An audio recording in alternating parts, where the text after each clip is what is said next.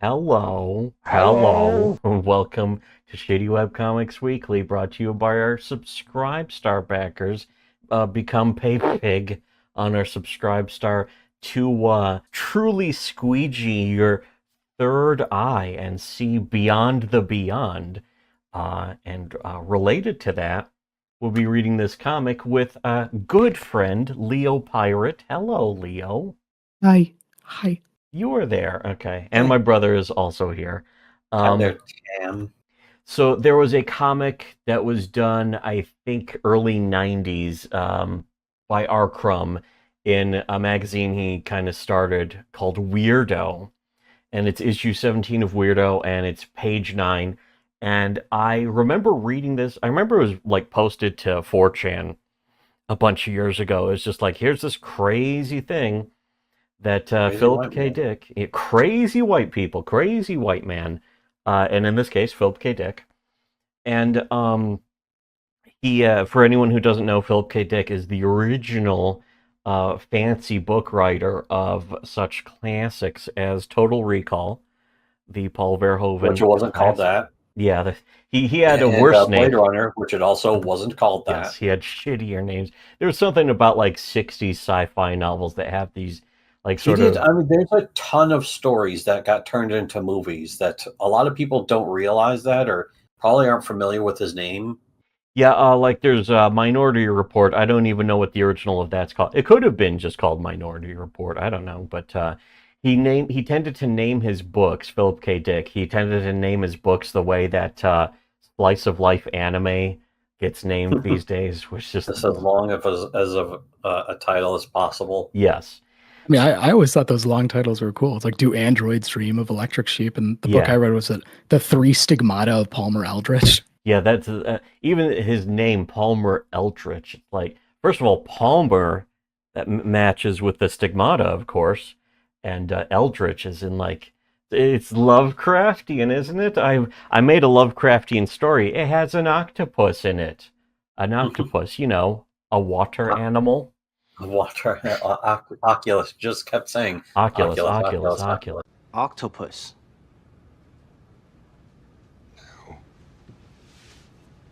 No.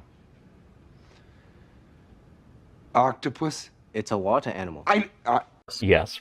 Anyways, that was a Silicon Valley reference. Anyways, so we're gonna There's another read. show that you should watch if you want to be a good artist. It's so important. It's a wonderful classic show. Important, valuable to the culture. But speaking of things important to the culture, of course, yeah, the Do Androids Dream of Electric Sheep became Blade Runner. We Can Remember It For You Wholesale was the original title for Total Recall, which they even did a remake of Total Recall to make it PG-13, which it wasn't really that bad, but I mean, it's a PG-13. There's no way it could ever be as good as that R-rated It's just version. one of those things I look at it and it's like, why can't I get a movie made then? Yes, if they're throwing all this money at that shit. But anyways, so yeah, Philip K. Dick wrote those novels, and the novel versions are very different from the movie versions. But a lot of them have this focus around the idea that perception is just completely false, or it can be false at any time without warning. And a lot of that, well, a lot of that comes from before this religious experience. But here, the comic is this comic that R. Crumb did, and again, R. Crumb, he's a comic artist. He did a lot of psychedelic stuff. I highly recommend the documentary Crumb about him. I've seen that a bunch of times. Very entertaining, very bizarre. Remember IFC? Yeah, yeah. Well, yeah, that's where Whitest Kids You Know came from, also. But Yeah, anyways, that's how we saw the Crumb documentary. yeah, I taped it off of IFC. Wonderful, the good old days of fucking What an amazing invention that we can just never have anything like that ever again. yeah, videotapes. We'll never have a VCR.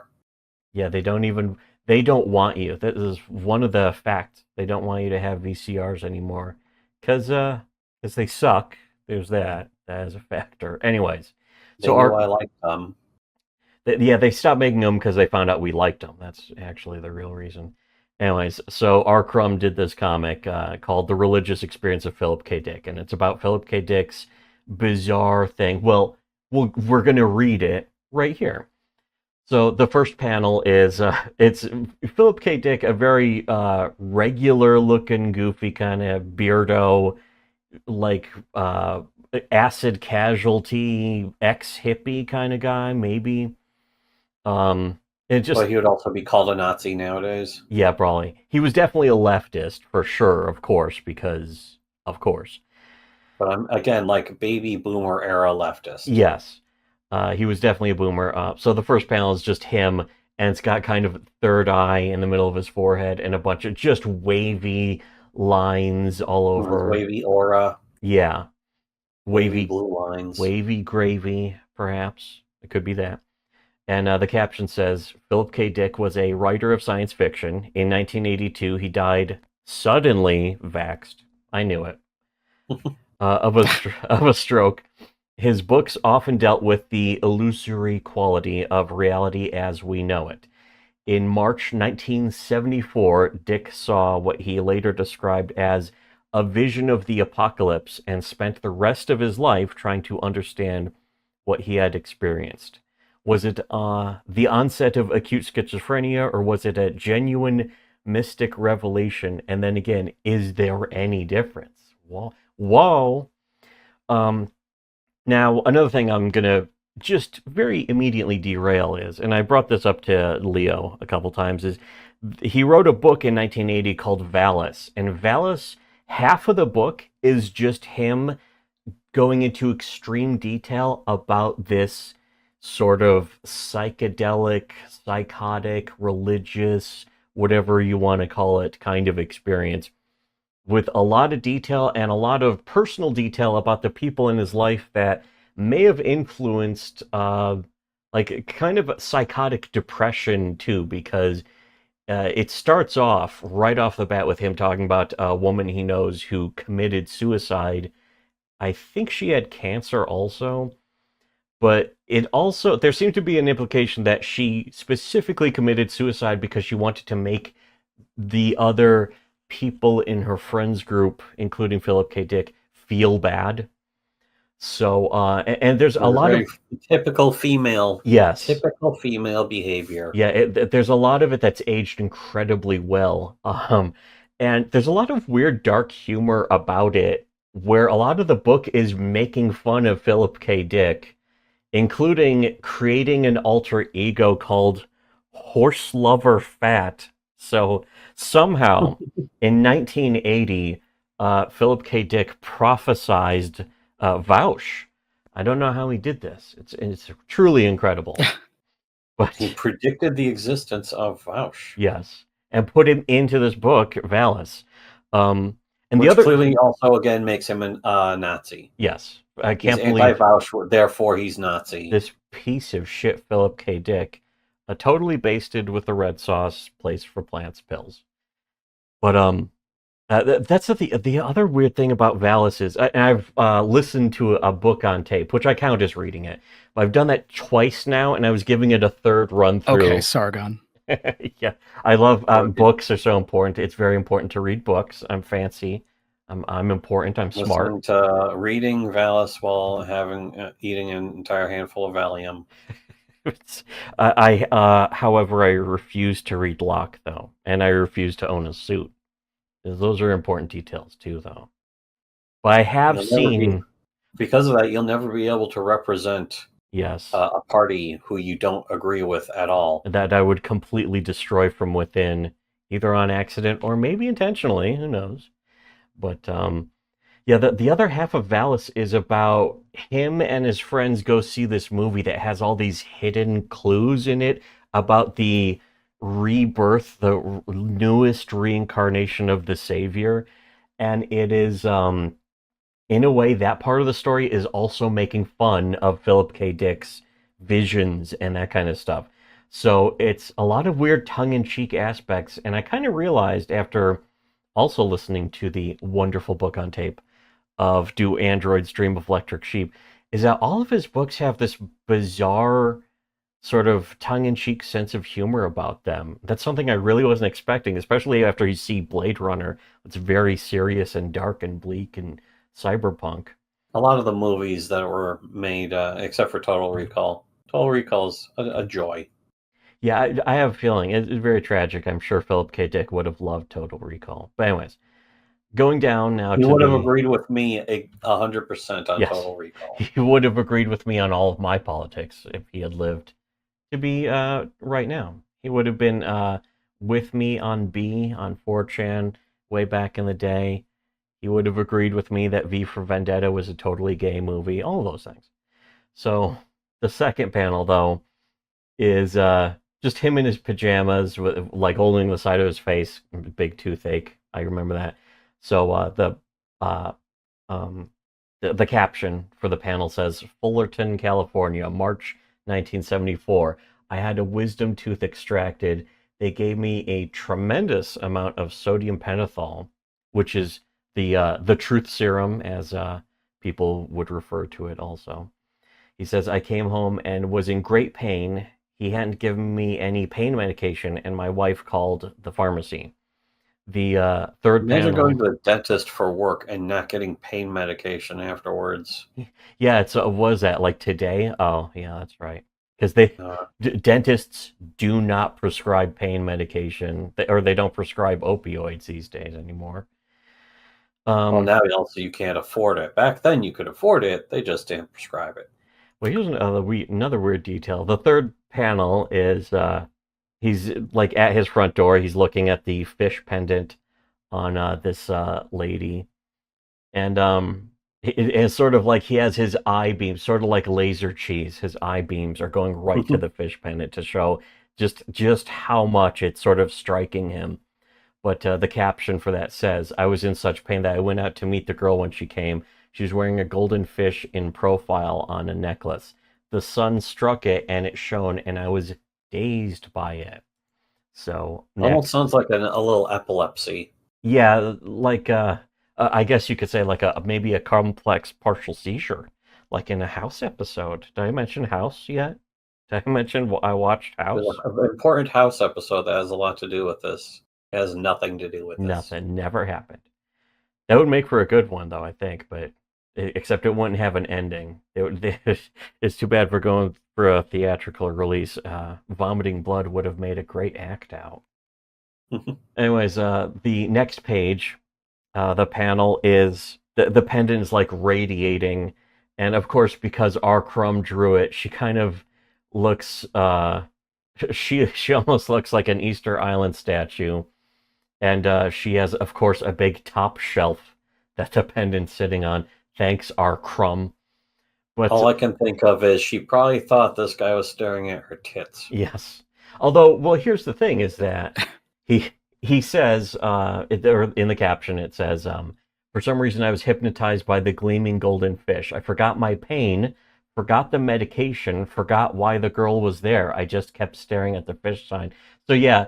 At that moment, perhaps she's like, what's wrong with you? But the next panel, she is sort of holding it, and there's a holy glow around her. And the caption says, what does that mean? I asked her. The girl touched the glimmering golden fish with her hand and said, this is a sign worn by the early Christians. She then gave me the package of medication. Glimmering. It looks like from a fucking... Oh, yeah. Okay. The way R. Crumb did the lettering, I did say gummering, didn't I? It says glimmering. That's literally what it looks like it says, but it is... I assumed it was glimmering because it's some kind of goldfish. Because it's glimmering. I remember seeing that that makes symbol. sense. You I know, remember as a kid seeing that symbol. I was like, what's with this fish? I guess I was kind kind of hypnotized too, in a way, wasn't I? Because I just didn't even read it right. The next panel is like Mario Brothers comic, suddenly bizarrely super detailed face. There's an interesting glow. The way he does, R. Crumb does the spotting blacks on his face here, and it looks like he really is in a trance. It's actually a great sort of composition and a great picture there. R. Crumb definitely knew what he was doing when it came to art, that's for sure. Even though he is and other people don't. horrific pervert. But anyways. Whenever we point out somebody is doing great art, it's not just so that we can explain to you somebody did some great art. A lot of other people are doing shitty art. Yes, they suck. But anyways, it's like the shitty Beatles. Are they any good? You good? No. The answer is no. Yeah. Yeah. So the caption says, "In that instant, as I stared at the gleaming fish sign and heard her words, I suddenly experienced what I later learned is called anamnesis, a Greek word meaning literally loss of forgetfulness." The next one is sort of like ancient Jerusalem or Rome? He explains in the caption. So the caption says, "I remembered who I was and where I was. In an instant, in the twinkling of an eye, it all came back to me. And not only could I remember it, but I could see it. The girl was a secret Christian, and so was I. We lived in fear of detection by the Romans. We had to communicate in cryptic signs. She had just told me all of this, and it was true." So, and then that's like they're wearing sort of robes and stuff in the ancient times. But it's them, it's Philip K. Dick and the lady. Next panel, is he still there? Romans kind of glaring at him. And the caption says, "I saw the world as the world of the apostolic Christian times." Is that Whatever. it? Yeah. I remember. Yeah, apostolic. Yeah. Okay. Of ancient Rome when the fish sign was in use.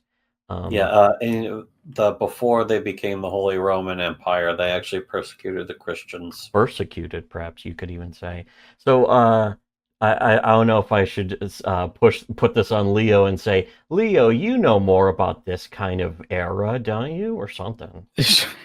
Well, sure. Actually, the important thing to remember about Philip K. Dick is that he was a Gnostic Christian, and though he uses some elements of historical Christianity in both the exegesis and in this vision that he had, it's certainly not based on reality. Even this idea of what he's experiencing, he believes that it was like a past version of himself, right? And that's again a very Gnostic concept. But yes, of course, in first century apostolic times, Christians around the entire Roman Empire were persecuted specifically because they did not worship the emperor. Rome was a pagan theocracy at the time, and it's like to not honor the emperor was essentially a form of breaking the law, right? And Christians would not honor the emperor, and it was all across the Roman Empire.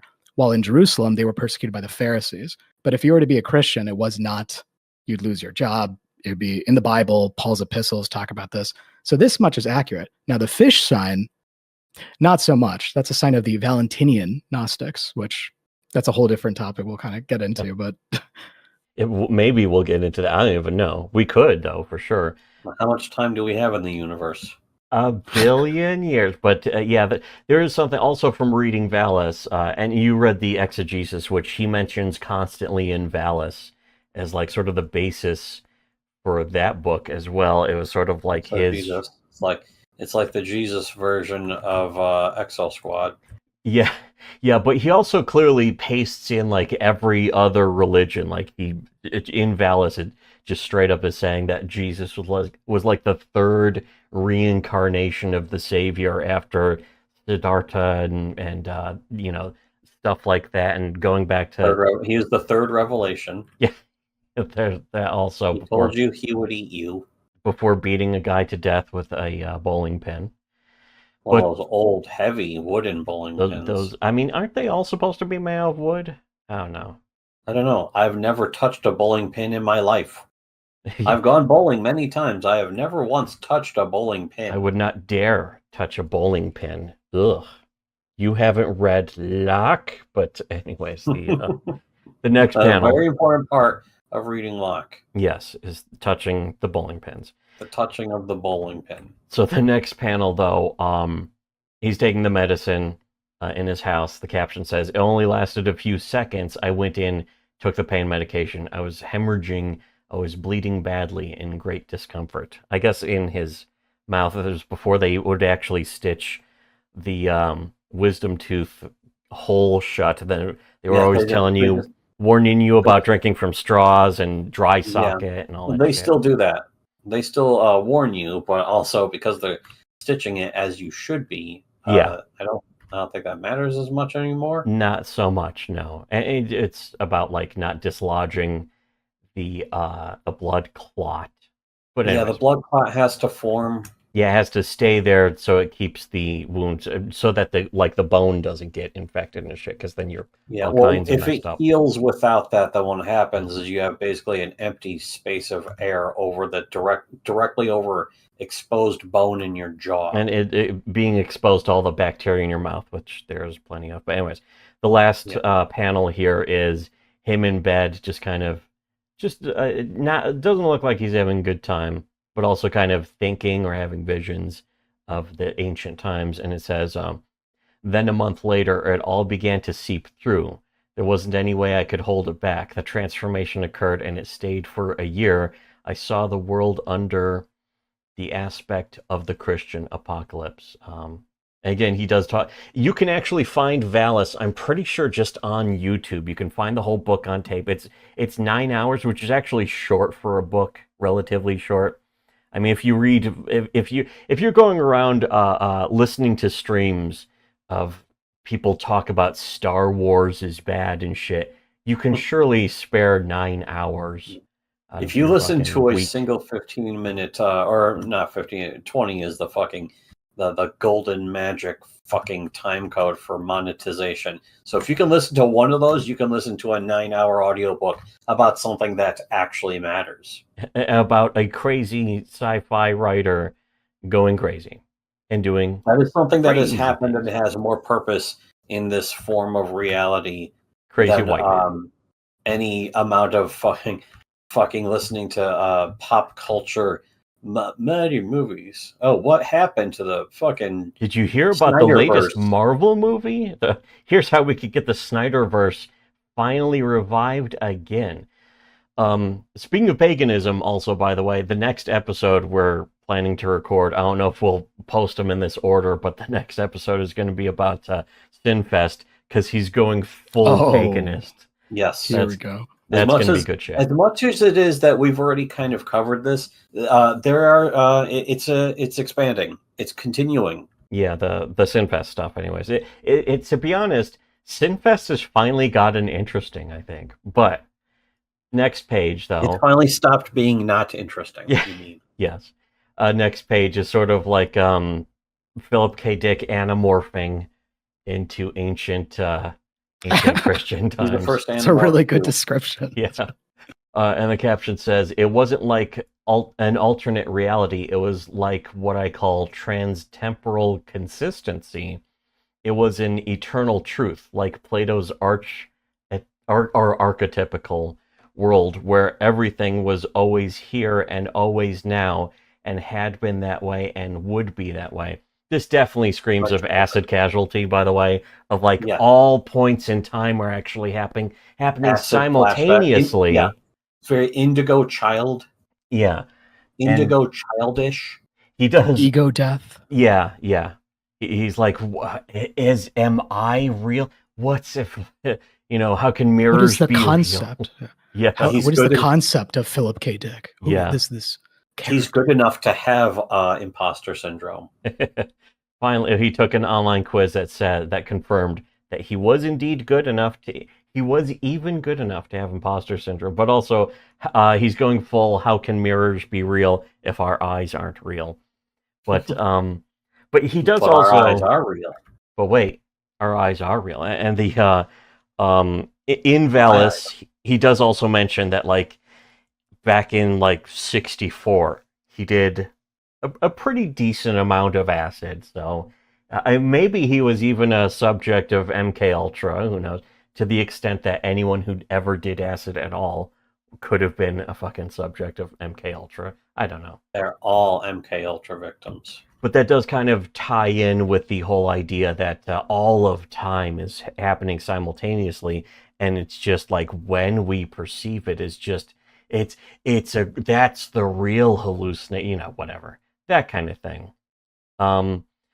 The next panel is him in robes running away from evil Roman Giga Chad, whatever. The caption says, but there was some kind of dynamism where it wasn't static. There was some kind of time, but it was a different kind of time, a dream time where the deeds of heroes occur. It was some kind of mythological time. Everything assumed a mythological quality.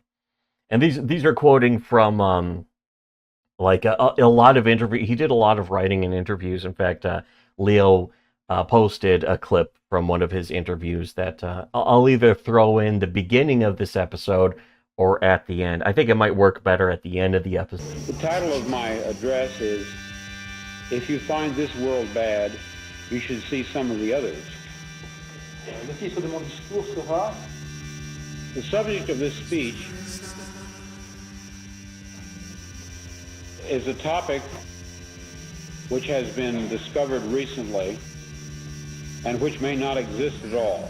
I may be talking about something that does not exist. Therefore, I'm free to say everything or nothing. Le sujet de ce discours est sur quelque chose qui a été découvert il y a très peu de temps.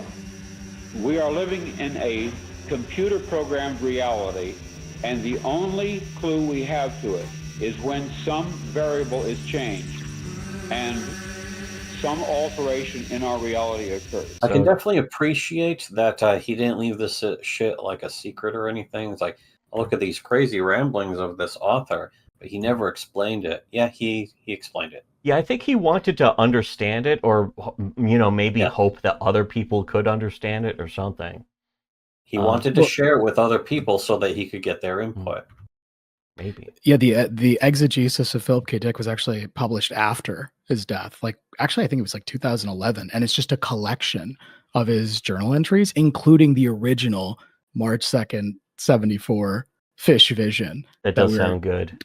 Yeah, Crumb illustrated here, and in it, like, it's so long. To be clear, I didn't finish the entire book. It's if you could see a print copy, it's almost it rivals the size of the Bible. Just how huge it's just a collection of it. I imagine, it was every immediate thought that came to his mind. I mean, he's a writer. He's a writer by trade.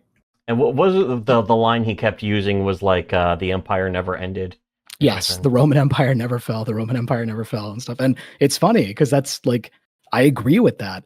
And with his kind of twisted worldview, it takes truth and mixes it in with these Gnostic ideas. And I'm sorry I keep using that word. I'm not sure if you guys are very familiar with that. It's like if I could describe Gnosticism, it's like the overarching meta religion that all religions follow, but true Christianity is not, a religion. It's different, right?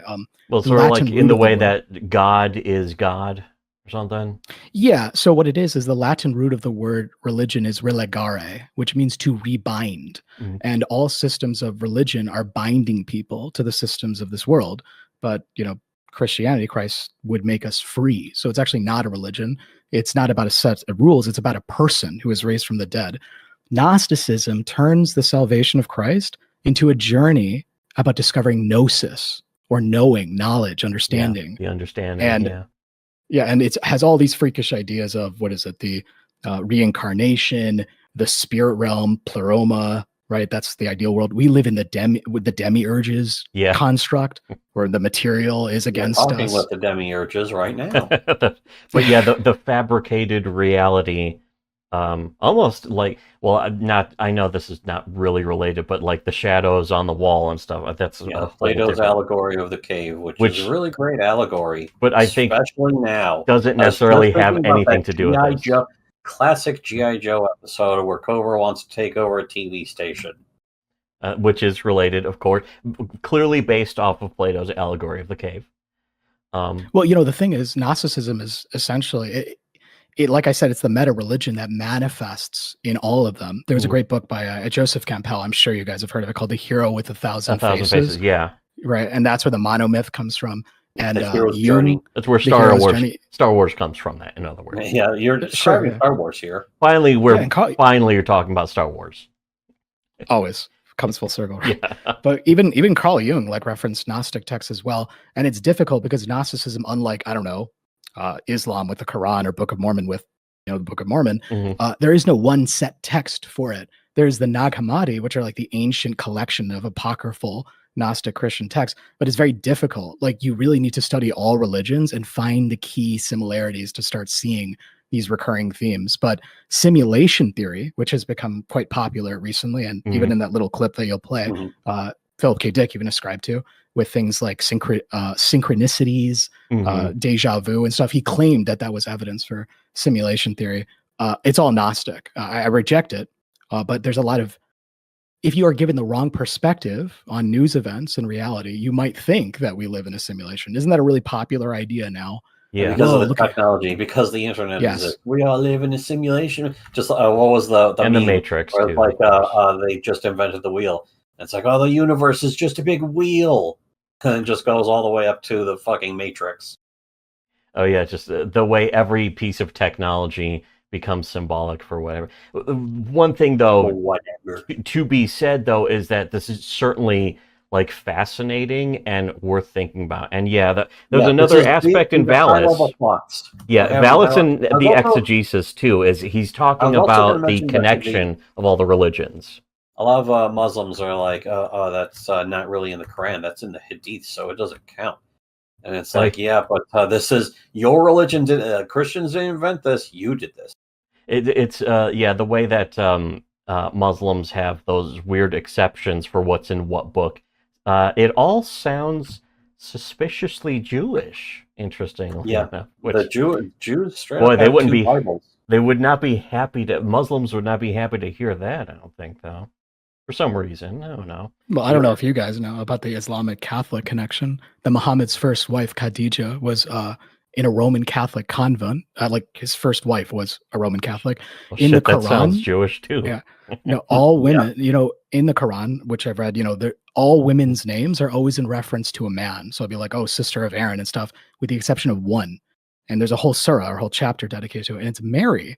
Mary's the only woman. She has a whole chapter dedicated to her, and they have the Catholic view that Mary ascended to heaven, and they have a whole chapter about Jesus is called the Son of Mary, not the Son of God ever, because Allah, God doesn't have a son, right?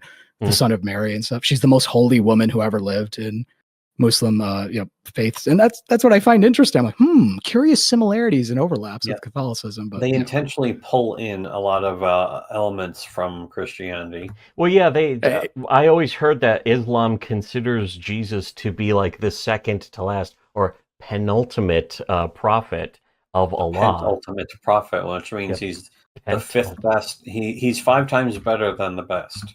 Yes. Well, yeah, and the main, Surah 19, which is the chapter on Mary, it provides an alternative perspective on the birth of Jesus.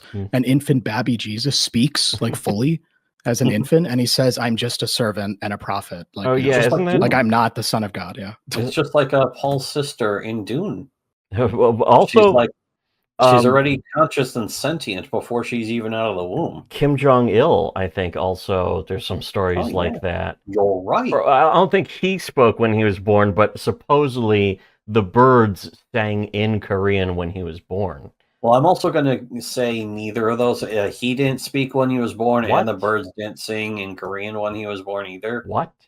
I'm straight up saying it. We're going there. Well, look out. You might get banned by a writer. You'll get banned from North Korean social media for saying that one. Oh man, I don't want to be banned from North Korean social media, aka YouTube. So I think I'll just leave it at that. YouTube. Anyway, so so far this episode has already been far worth it, and we're not even way better. I just noticed, actually, in that panel where he, I guess it's Philip K. Dick in robes being chased by the Giga Chad Roman, under the Giga Chad Roman's feet, under their feet at the back corner, soft drink stand. I don't even know what the fuck that means. I think what's trying to visually be communicated here is that, archetypically, it's always repeated. Meaning, so the persecution of the Christians is being repeated en masse through history because the Roman Empire still exists, but in a divided form. And it's funny, I did read this comic from Crumb a long time ago, around the same time I was reading the Exegesis, which I think was 3 years ago. Yeah, when I was really into, the Three Stigmata of Palmer Eldritch. The thing is, the idea is that it's repeating, and that's a biblical concept. Maybe you guys have heard this phrase before, right? who can say this is a new thing? There is no new thing under the sun. Yeah. That comes from Ecclesiastes, from the Bible, right? But and they stole that for Battlestar Galactica. Always.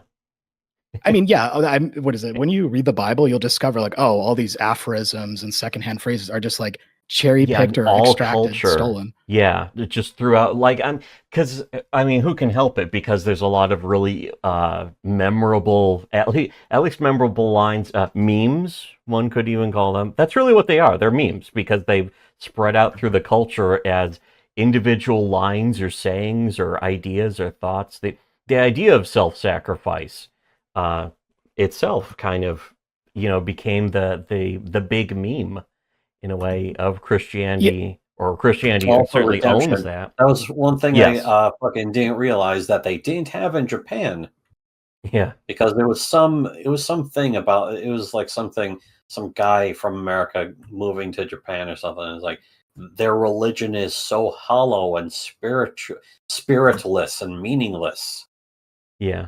Yeah, and the Jesuits, I think, Martin Scorsese's film Silence is about, the Jesuits going to Japan and they get, crucified, they get owned, which I could go, I won't get into that, but Japan does not have a big good history. And be it far from me to defend the, Catholicism or the Jesuits, but I do know, Japan's religion is not, and in all their animes, they treat Christianity as like, they cannot toy. Christianity. They treat it like the McDonald's arches or some kind of logo or something that you can like just decoration. Throw on the screen. Yeah, exactly. That's exactly what Eva was. They treated it like a decoration, which in a way that made it entertaining. But it was also very spiritually empty. That's kind of what I liked about it, though, was that because watching Eva and thinking it means something important, you're really missing out on the best part of Eva is that it actually doesn't mean shit. That's the best part of Eva. But also the saying that, if you're going to say something, I was going to go on to something else. Yeah, because, Anno always said, it's just, I just use those symbols for it to be cool. That's the exoteric explanation. The esoteric one, if you know anything about Gnosticism, that show is basically a Gnostic parable, much like The Matrix and others. Yeah, it definitely comes off like that, yeah. Shinji. Gendo being the demiurge, Shinji being like the sacrifice son. There was even a scene I had on one of my streams where he was fighting against Ramiel, the hyper cube thing that screams at him. And while he's screaming out for his father, crying, the fire looks like a cross in the thing. So he's burning on the cross, crying out to his dad, Gendo, and Gendo just looks completely indifferent, uncaring. That's a Gnostic concept because the demiurge is a stupid fool. Like Jehovah, or the Father in the Bible, is taken to be this foolish young god, and they're actually older gods called the Aeons, and the demiurge is actually this young new god on the street with his propaganda book called the Bible. And Gnosticism unlocks the true meaning of it with all of these bizarre inversions that anyways kind of reflected in Evangelion. I don't want to go off topic too much. Also Eva is also very kind of very Lovecraftian. Yeah. All that shit. Well, in a way, the Lovecraft stuff about the idea of there being ancient gods that are just sleeping the whole time, waiting to like eat everyone or something that we can't even comprehend. But the angels are and they drive everyone insane. Yeah, so the angels are archons, and again, like basically, if I could just summarize Gnosticism in the best way possible, just take everything in the Bible and imagine that Satan got to give his take on it, and that's what Gnosticism is. It flips everything.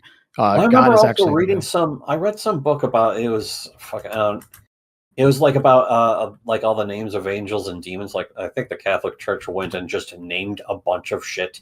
They made up their own lore.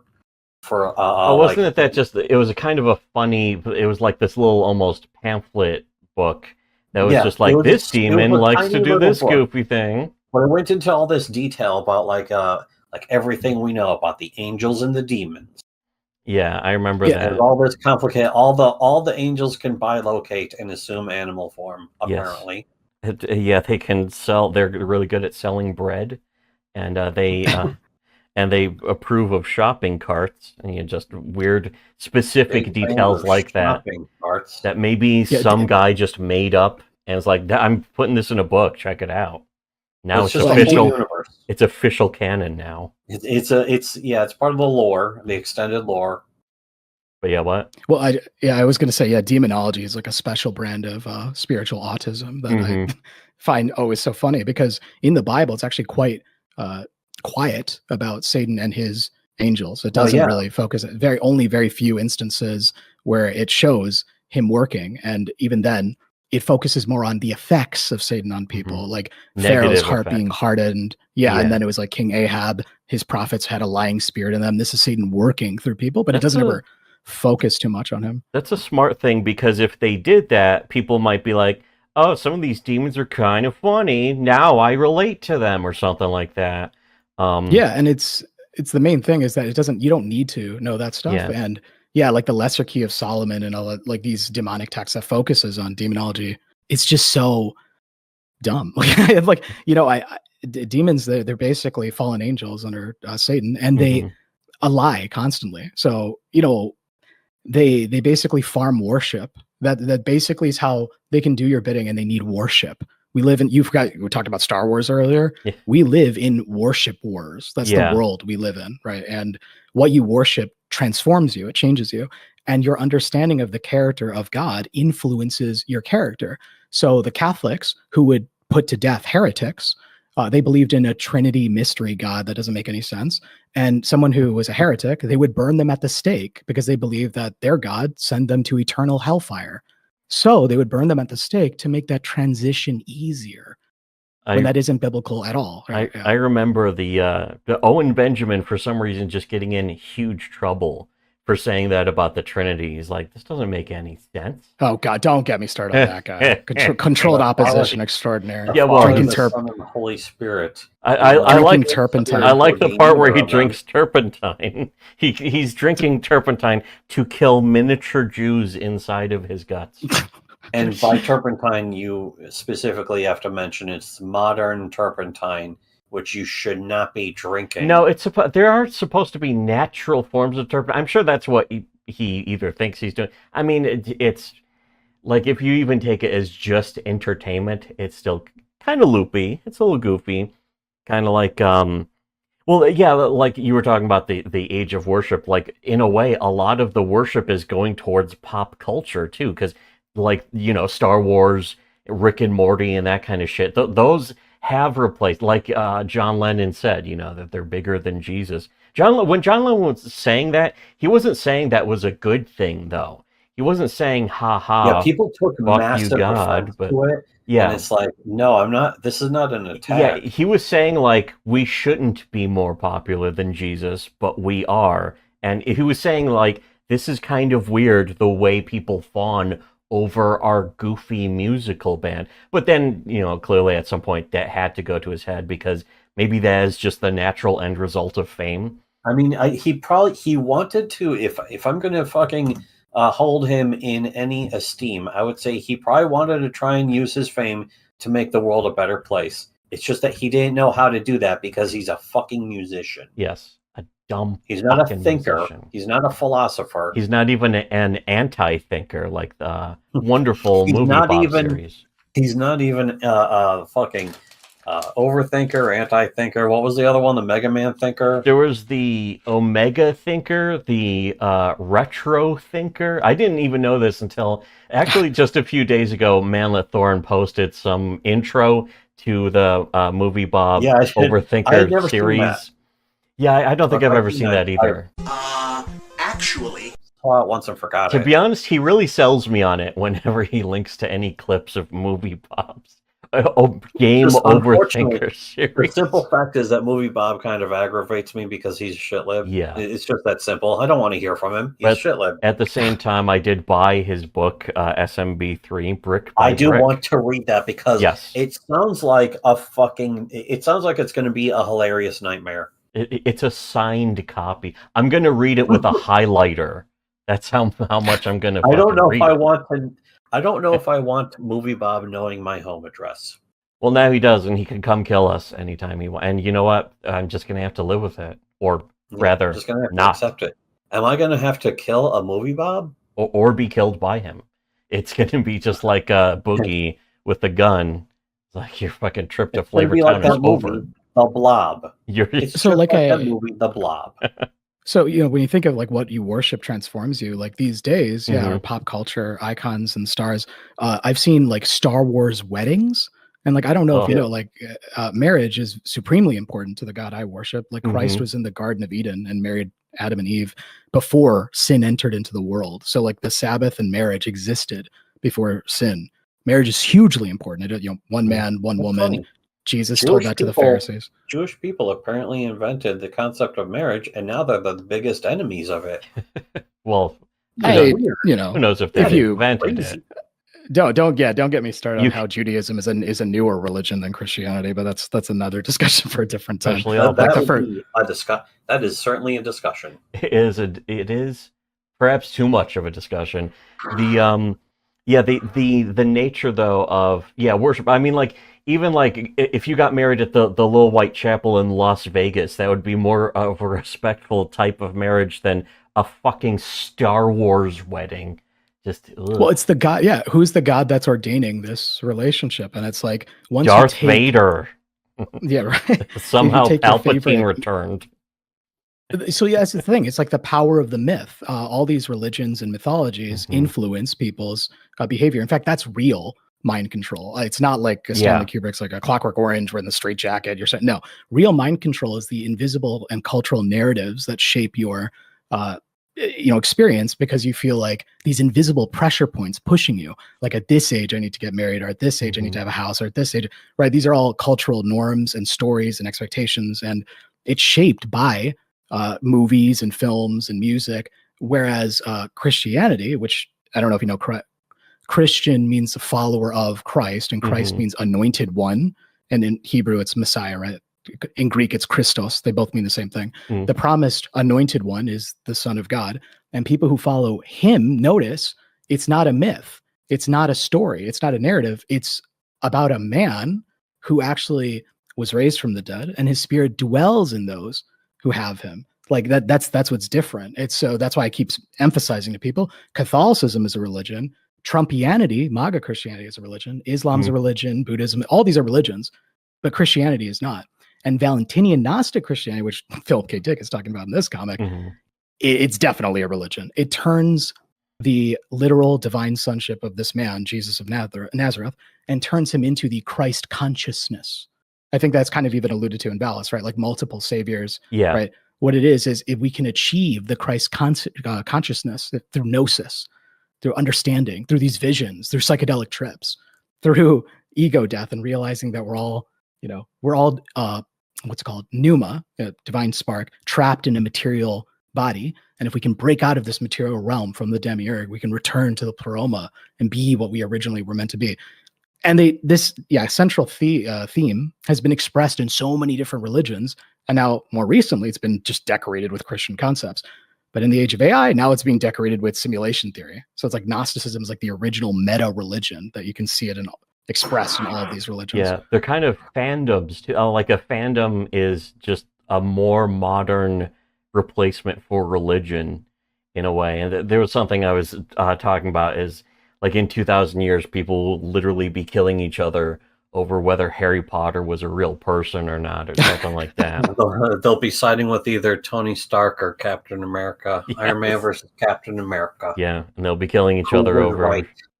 And their extent of what, which one is supposed to be the, or if it even happened at all. Technically, you can say that's already happening now. It's just that one side is well, the way people treat it, the way people treat fandoms, the way people treat even just e-celebs.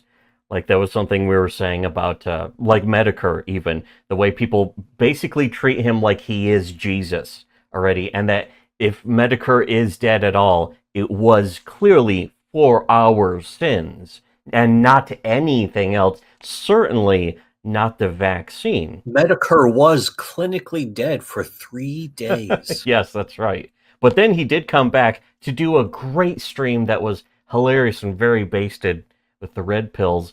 Before he finally returned to heaven. Yes, but the most important thing is his final words were about how Ethan Ralph did a thing that was pretty silly and stupid, and so we're left with that gift.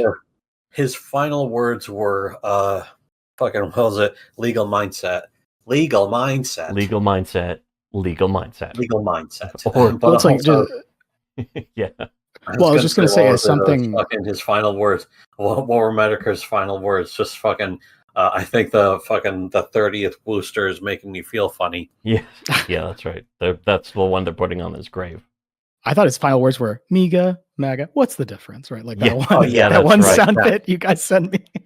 Somebody else clipped that, and I'm like, he's just saying that. It's like the Trump fandom, the Trumpianity. It absolutely is a religion. It's a replacement. Like the Christians who are fucking going all in for the MAGA, they've basically replaced Jesus in their hearts. Yeah, unironically. The main thing is they will call themselves Christians, but they don't follow the Christ. Yeah. His character is totally, Jesus ran away from people who tried to crown him as king, right? And he said, he told Pontius Pilate, "My kingdom is not of this world." When he was tempted in the wilderness by Satan, he offered him all the kingdoms of the world. Right, and Jesus rejected that, right, because his kingdom is not of this world. This is kind of what they refer to as churchianity, where it's people just kind of worship the church itself. Yeah, and the Greek word for church, church and going to church more than they worship the Word of God, the Word of Jesus, the actual practice. And the Word of God is not the Bible; it's a person, right? But it's Christ, and it's just the Bible is the written record. Yeah, the living word is the written record of that. Yeah, and on the screen we have all those like Aramaic and Greek and Hebrew on his temple. Yeah. Well, the Greek word for the word church is ecclesia, and it refers to a body of people, like a collection of people. It has nothing to do with buildings or denominations or anything. So like the bride of Christ or the church of Jesus is not a denomination. It's just a collection of people all over the world who have his spirit dwelling in them. It has nothing to do with, getting sprinkled on as an infant in this giant, massive cathedral built by, Masons and Catholics. It's all Greek to me, but also at the same time, isn't Christ, the word Christ basically means cross? No, Christos means anointed one. You're thinking of crux, that like our crew, if you will. Yeah. But Christos just means anointed one, and oil is a symbol for spirit. And Christ, when he was baptized, the spirit of his Father descended on him like a dove. And in that 3.5 year ministry, he performed those miracles to make people understand that the kingdom of God is within you. He told the Pharisees specifically, "The kingdom of God comes not with observation, neither shall they say, lo here or lo there, for behold, the kingdom of God is within you." And that's what it is. It's like the kingdom of God is not the Vatican. It's certainly not Jerusalem or the third temple nonsense that they're working on. It's not televangelist mega churches where they have big. We should be the ones who own Jerusalem, not those other people. I mean, one litmus test to check whether or not someone's actually Christian is how much they care about Israel. If they're vehemently foaming at the mouth, like we need to, kill them, or if they're like, oh, we need to protect them, they're not Christian. Like, I hope in the New Testament, when Christ speaks of Israel, it's a body of believers who believe in him. Has not a geographic location. America. And basically, Jesus said that Christians are Americans. Jesus should have come to America and cursed the Native Americans with red skin. Turn their skin red. You guys joke about that, but I have that is the Mormon eschatology. Yes. America is the new Jerusalem. They believe that. I heard that from the South Park episode way back in the day. And honestly, that's good stuff. One thing you were also mentioning about earlier about the Empire never ended. It's something that he just keeps repeating over and over in the exegesis and in the quotes to the exegesis that are in Valis. That also struck back. It's it's reminiscent also of that wonderful classic movie that you had watched and reviewed and sort of picked apart. The Megalopolis or whatever. What oh yeah, Francis Ford Coppola's last film. Yes, hopefully his last film ever.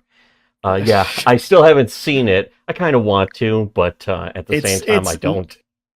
It's an experience. Like, is it good? No, but it has a lot of stuff going on in there. Yeah, with America being New Rome. They basically recast New York City as New Rome, and it's like a modern day parable of like, oh, look, you see, America's the New Rome. And yeah, there's a book from the 1800s by A.T. Jones that I had done an audiobook reading of some of the chapters called The Two Republics of Rome and the United States. And people forget that, Rome was originally a republic with senators and a consul. But what happened is the consulate, basically that office, increased in power. To by the time you get to Julius Caesar, after he's assassinated, then you get Augustus Caesar and then Tiberius Caesar. And eventually you follow through down the line. Rome, after it was divided and broken apart, became a theocracy, right? The Roman Catholic, when the Eastern Emperor Justinian gave the decree to turn the Bishop of Rome into the title of Pope in 538 AD. So hundreds of years after Christ, we now have a Pope. But if you think about that parallel, like, isn't America's a republic now? And it might eventually become a theocracy, which I know that sounds absurd and insane. So contrary to, the founding of this nation with Puritans fleeing from the Anglican and Catholic Church, right? But it might happen. Yeah. But there's certainly people who want to, and there are definitely a lot of people who would think that would be the best thing for the United States of America. And it's like or possibly the only way to fix the United States of America. But also can I tell you, Tom, on that point, I actually like atheists more than those types that you just described. These lukewarm, fake, Johnny-come-lately internet Christians, Twitter Christians, e-Christians, whatever, they want to take the fruits of Christianity while chopping down the tree. In that, much like Catholicism, they want to manifest the kingdom of God through government. Yeah, it's like a fandom of Christianity more than what we need is basically we need to be rid of Reddit atheists, and then we also need to be rid of LARPers. Yeah. Yeah. Oh, the LARPing Christianity. It's the worst because, and by the way, what I'm saying is biblical. Christ even said, "Thou art neither cold nor hot, because thou art lukewarm. I spew thee out of my mouth." Like, lukewarm is worse. If you're cold and just say, "Oh, the Bible, it's just a bunch of Middle Eastern fairy tales," and your God is just bigoted, homophobic, racist, whatever. Fine. At least you're honest. Okay. But better the devil you know, if you will. Well, I mean, I prefer cold and hot because it's like someone who's very cold can quickly turn into very hot when they understand. Wait a minute, this thing I've been maligning, I don't even understand. The people in the middle, the lukewarm types, who are like, oh, well, if we vote in a politician who the non-denominational, the Unitarians, perhaps, the enlightened centrists, the enlightened radical centrists, perhaps. Well, I mean, not even radical centrists, because that would almost be either cold or hot. At least some kind of extreme, isn't it? If at this point, radical centrists are the hot. Yeah. Like, basically, this will sound weird, but I'm really at the point now. If I hear someone say, well, Christianity is good for society, I want nothing to do with them. What you should say is Christianity is good, period, full stop, done. Okay? Because to say it's good for society means you think it's an ideology. You think it's a myth. You think it's a story that can help people. Basically, they want to be surrounded by a bunch of dumb, nice people. Like, of course, I don't believe in no sky daddy or a guy being raised from the dead. That's silly, ridiculous. But those people are kind of nice. So I want to be surrounded by a bunch of dumb, nice people. The metaphorical parables, and it's all just a big metaphor. Those are the same people who are also basically attacking Christianity. The people, the legitimate war against Christmas that people deny is even happening, but it is happening. Well, I mean, what people forget is the largest persecutor of Christians was the Roman Catholic Church. All of Europe's history can be summed up as the bloodshed of true Christians who rejected the papacy. And we talked about Islam earlier. The timing of it is fascinating because it cropped up around 600 AD, right? And it created this warlord religion that obliterated. It's like you can look at a map and its expansion of Islam, and it just obliterated all the Middle Eastern Christians who rejected the papacy.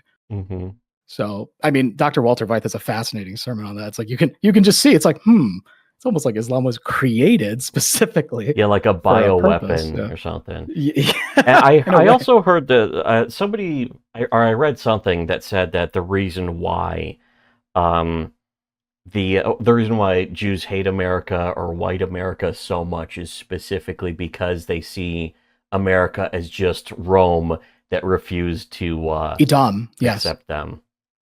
So and I've watched some of these rabbinic, lectures. They obviously reject the Old Testament, the New Testament entirely. But what they do is they analyze much of the Old Testament in the typological way you should as a Christian, but understanding it's pointing to Christ. But instead, what they do is they pervert the interpretations of the Old Testament to say it refers to different races, like the Amalekites, the Ammonites, Edom, right? They actually think the white race is like, they're trying to fulfill their version of prophecy without that man from the first century who they hated so much and still do. The red heifers and that kind of stuff. Yeah, so yeah, the third temple, it's, Christ had told the Pharisees, tear down this temple and in 3 days and I'll, raise it back up. And it says explicitly he was referring to his body. The third temple is Christ, that man. He had the spirit of his Father in him.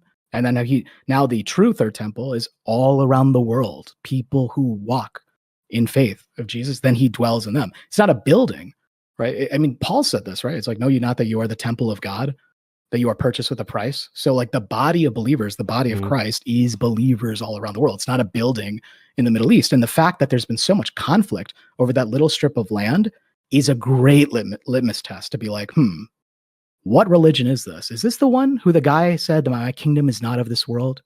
Is this from the same guy who said that, he rejected earthly power and government structures? The one who said, render unto Caesar the things which are Caesar's, render unto God. No. I think actually, no, I like this Trump guy. Yeah, he's going to do so much to bring back that third temple.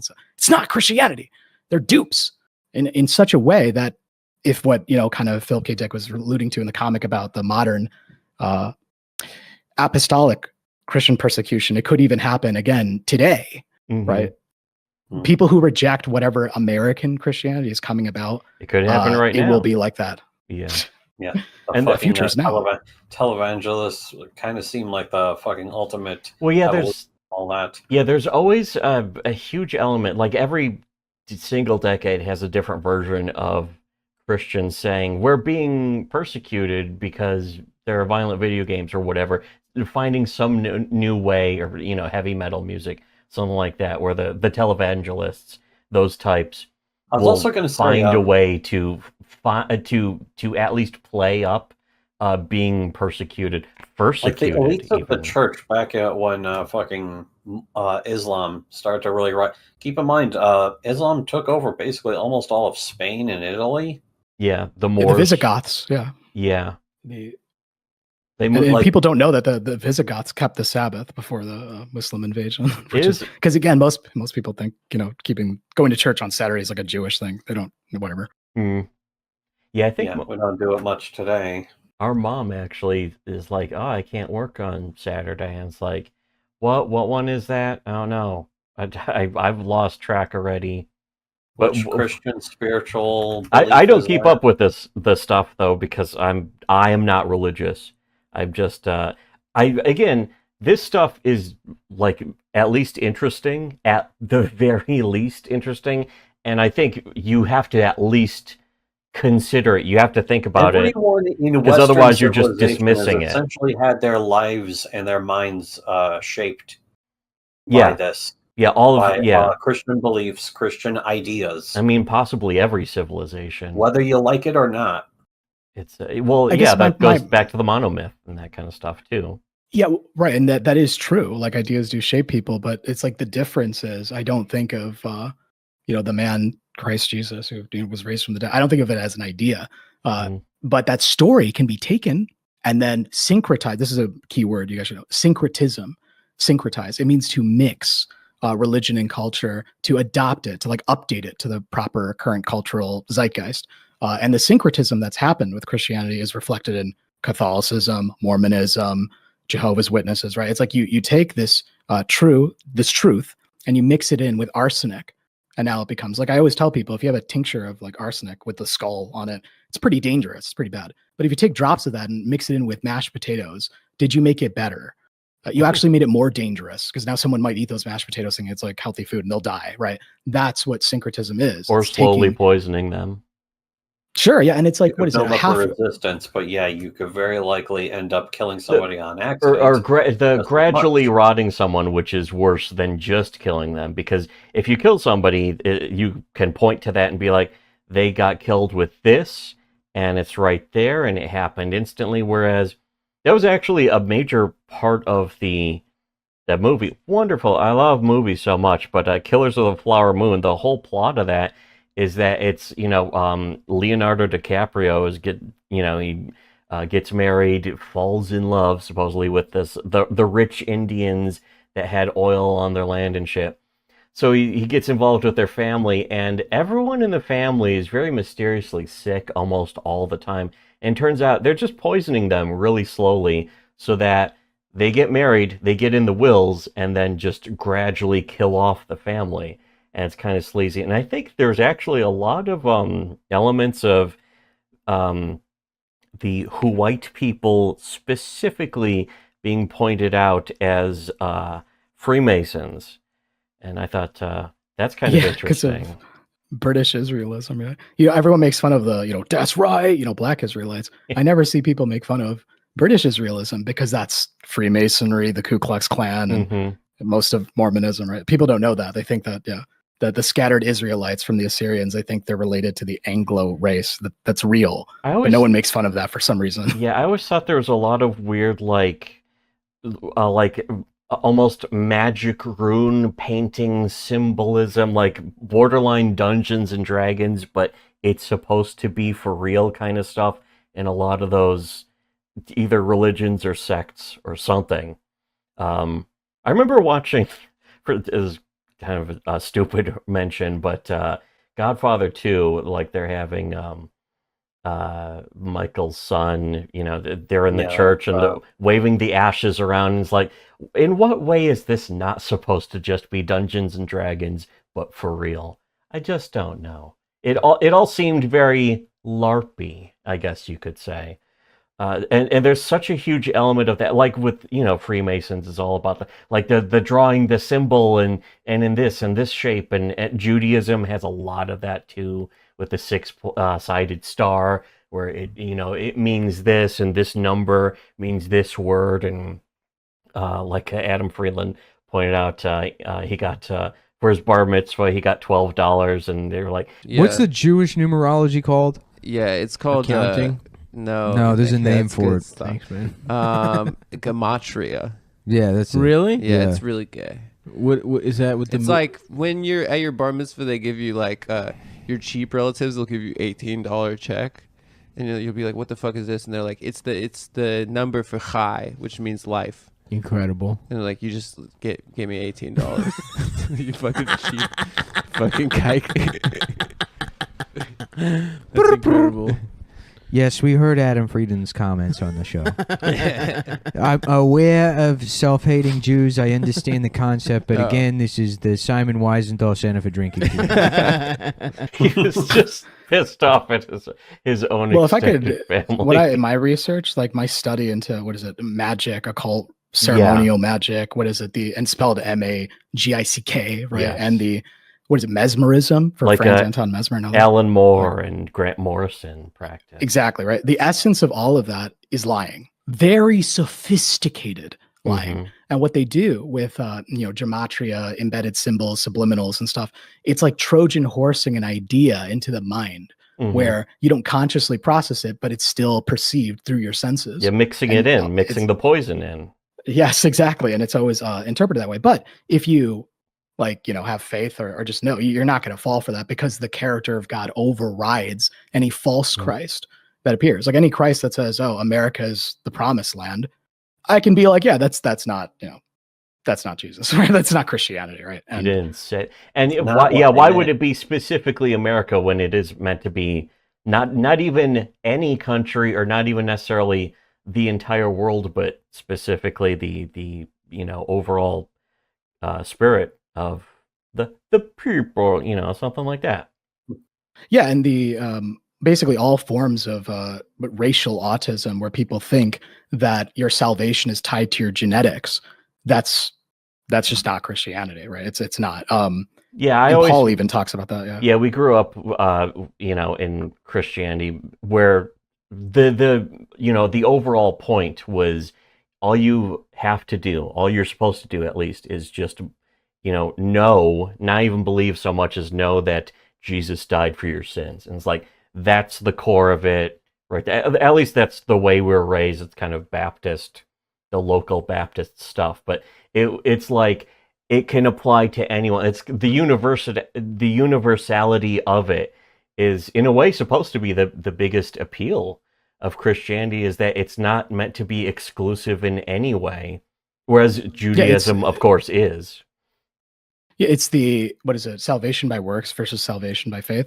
And what it is that perfect human life in that man, it's freely available to those who place their faith in him. And then each person can manifest a sinless life not by their own efforts, but by him who is still like in the world, like he still lives. That's the part, is like Catholicism turns it into this like freakish, grotesque display of Christ on the cross, and they just go, wow, look at this. They use crucifixes on crucifixes, they have crosses everywhere and stuff. And then you go the other way. Idolization in a way. Yeah, of what is it? The cross is not just about the crucifixion of Jesus, it's about his entire life and his teachings. And yeah, it's really bad how people do that. And the character of that God is, you realize it's so contrary to every religion ever.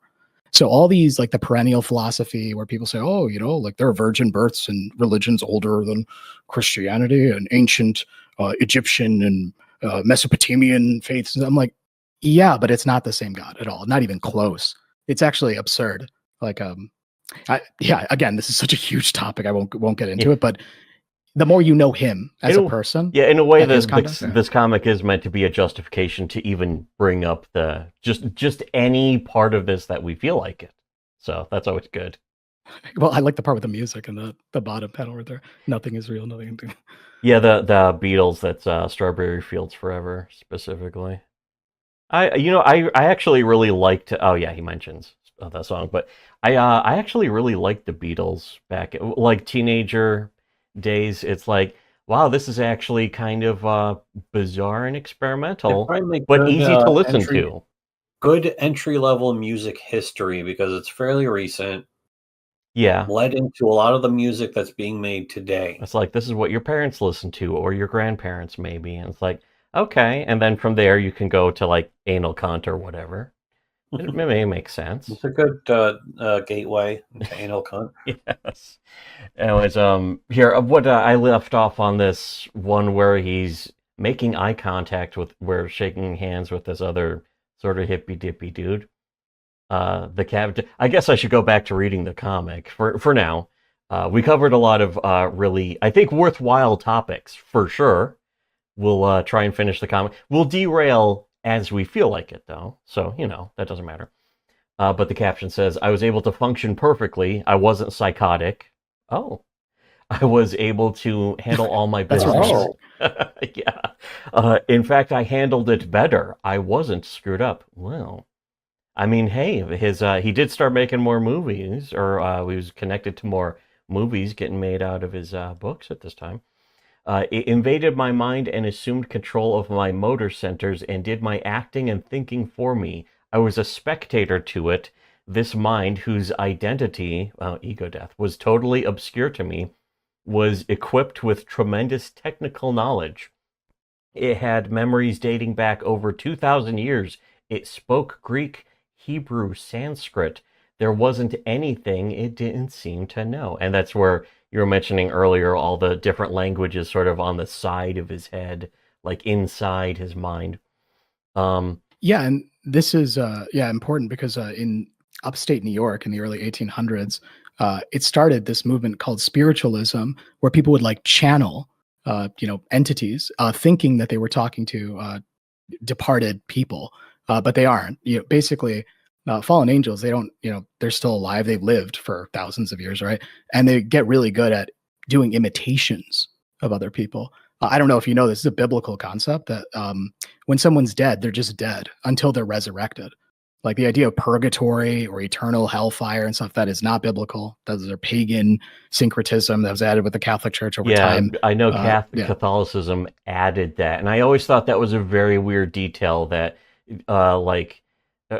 Catholicism has that and all the other parts of Christianity doesn't have any of that. And it's like, well, who decided? Who's the one who made it up then? Somebody had to come along and just make it up. Somebody at the top. Yeah, someone at the big top. Well, because, the thing is, in the Bible, there's a story where King Saul, he wanted to talk to the dead prophet Samuel, and he goes to the Witch of Endor. Yes, that's in the Bible. I'm not talking about Lord of the Rings. He goes to the Witch of Endor. Or Star Wars. Star Wars. Yeah. Endor. Or Star Wars. Endor. That's right. That's where the last Death Star. And she summons a familiar spirit. Sorry, I was clearing my throat. A familiar spirit that acts like Samuel and fools King Saul into thinking he's speaking to the dead Samuel. and the Bible has so many condemnation against speaking to the dead. Like you shouldn't ever. There's no like your departed relatives are not like giving you hints or blessings from high. That is a deception. Yeah, dead is better. But my view on psychedelics or ego death is you basically turn yourself into a blank slate, a vessel for such a fallen entity to treat you like a puppet, kind of like what Mr. Dick is talking about over here. Right? Yeah. Cause I mean, he's just straight up admitting it's like it happened to me. It's like he could just have made this entire tale his whole the exegesis is like here's how demons took over my mind. It could just be the same thing because in a way that's how it is kind of bizarre how so many people who did specifically LSD were very very fond of just letting that happen to them and almost kind of consistent how just the way drugs override people's minds anyways. That's the way I heard it described with fucking what was it, salvia. Oh yeah, salvia also. The guy we knew who was taking salvia described it as if he let go, he could lose control of his mind forever. Yeah. And it's like that doesn't sound fun. Yeah, how is this recreational? And that was back when it was still legal because it was technically not considered a drug. It wasn't on a schedule anything, I guess. And it was like, yeah, that doesn't sound like a good idea. Yeah, it was too new. And it's like, yeah, sort of like kratom. It's like, oh, it's just a herbal supplement or some shit like that. And it's like, no, yeah, some of this you should probably just avoid, even if it's not illegal. So, the next panel, him, I think it was holding check with him and his wife, and it says, the caption says, "It immediately set about putting my affairs in order. It fired my agent and my publisher. Yeah, he's just straight up saying, like, something took control over his mind. He says, my wife was impressed by the fact that because of the tremendous pressure this mind put on people in my business, I made quite a lot of money very rapidly. We began to get checks for thousands of dollars, money that was owed me." Well, doesn't that sound nice? The next one, he's listening to Strawberry Fields and just sort of sitting on the nice old... It's on the same album as Lucy in the Sky with Diamonds, by the way. LSD, I get it. If that makes any difference, if that matters. Yeah. But, boy, they sure love... You know what they never talked about, but the Beatles also did, was fucking heroin. That was not as sexy, though, as taking LSD. Because LSD was about, like, opening your mind, man, you can really see... your third eye clean. The mushrooms, check underneath your chairs. There's a bag of mushrooms. Yeah, exactly. Whereas heroin doesn't have any of that reputation. It already had a reputation for just all being bad, but the Beatles did. I think George Harrison talked about, like, yeah, we did some heroin, too. And it's like, well, there you go. Sometimes... Hey, it's not all about opening your mind. Sometimes it's just about doing drugs. Anyways, it's about getting away with fucking doing drugs. He's sitting, Philip K. Dick, sitting in this very 70s sofa chair. The caption says, "I didn't want to involve my wife in this. She was a witness on one crucial matter. She was there when all that information about our little boy's birth defect was transferred to me. She saw me sitting there listening to the Beatles record on the phonograph." In the last panel, he sort of recoiled back. He almost has sort of lizardy eyes if you sort of look at his eyes close here. Whoa! And he's a lizard king. Yes, he's become the Lizard King, and it says nothing is real and nothing to get hung about. While his child goes gurgle babble. And he's sort of freaking out. This also, of course, mentioned many times in Valis. But next page, here's him sort of looking worried.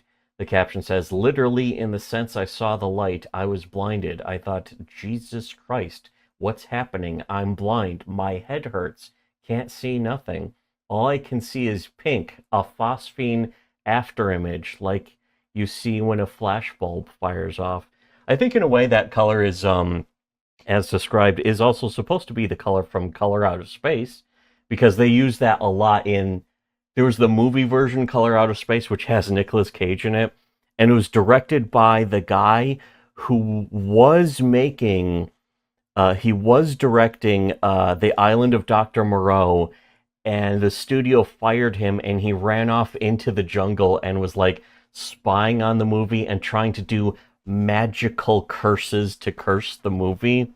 It was some lunatic movie that's known as one of the worst films ever made. Marlon Brando and Val Kilmer were there to mess with the film as much as possible. I've dealt with some very, very difficult actors in my life, but I have never, ever dealt with somebody like Marlon Brando. He wanted an ice bucket on top of his head. He'd covered himself in white paint. I think that's how the whole mini-me thing developed, of Marlon adopting this little guy. It doesn't matter who directs it. It's not about the vision. It's about the stars. Did you hear about? Oh my God! The Richard Stanley climbed into a tree today. It wouldn't come down. He was living and breathing Moreau, and then literally just have that murdered. I think he probably went a bit mad. I think once that rumour started that Richard Stanley was in the background, that I think that just grew into Richard Stanley then wanting to sabotage the shoot.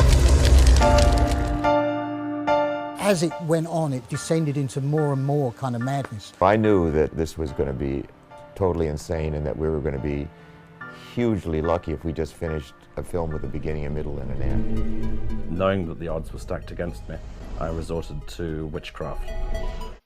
And he ended up directing, like 20 years later, he's the one who directed The Color Out of Space, the Lovecraft novel about it's sort of a meteor hits like this guy's backyard, and a color comes out of it that is like impossible to describe. And in the movie, it's kind of like a blinding white, but with like sort of a haze of that pink color to it, that sort of fuchsia-ish color. And probably not even remotely related to any of this, but I brought it up for no good reason. But it could be the fucking idea of the fucking the thought of the talk. Could you die from that though? Could you die from the thought of the talk? An epileptic fit. Yeah. Here, this next panel is actually one of my favorite things. It's one of my favorite parts. He looks like some kind of fucking who did Devilman Lady and Devilman and that kind of stuff? That Laguna guy. Yeah, this kind of, he looks so weirdly his face, Philip K. Dick's face looks so weirdly distorted here that it kind of looks like old Go Nagai drawings that are just wonky as shit. But there's like all this waves of just kind of smoky cloud in the background, and his child is sort of emerging from it. It's kind of creepy. And the caption says, "All I could see was a pink haze and the words of the Beatles song got all changed around." And so the lyrics sort of floating over the panel says, "Your eyes are closed to your son's birth defect. Your son is in danger. He has a right inguinal hernia that's popped the hydrocele and gone into the scrotal sac. You must get him to the doctor immediately." And then his son is saying something in Aramaic, actually. Yeah. Ilah lama sabachthani. That's the words Jesus said on the cross. He said, "My Father, why hast thou forsaken me?" Okay. Yeah. I was gonna say that's like, isn't that the language they were talking in Passion of the Christ? It was. As a matter of fact, it was. As a matter of fact. I almost by that have to give Mel Gibson the balls to really have an entire movie in Aramaic, and I think some in Greek or something. I forget. I don't know about Greek, but well, the main thing is that Mel Gibson, he's an honorary graduate of Loyola Marymount University, which is a Jesuit school. And he's a Catholic. And then what is part of the Jesuit theater? Jesuit theater, yes, exactly. World stage Jesuit theater. So, that's a whole other topic too. I remember hearing. Well, I heard from you about that a little bit. Jesuit theater being sort of the fake. Well, like fake information, fake news, the fake media telling you the world stage, yeah, because like people, like we were talking about religions, it's not limited just to movies. Like, I know this will be a controversial take. I don't know if you have to edit this out, but it's like, I'm leaving it all in. Leaving it all in, fantastic. A lot of that there is an invisible religion that is perpetuated by particularly the American media system, and its miracles include things like the moon landing, the Butler, Pennsylvania attempt on Trump, just these events that are stage plays. Like no one died, no one cried at Butler, PA. I don't know if people know that. And there's Sandy so Hook much evidence. too, I assume. They'll be children forever if we kill them. Oh, come on. Then they get to live forever. No, that's I've got it. Here's the plan. Oh, what if we shot them all? What if we killed them? What if Adam Lanza shot them all to death?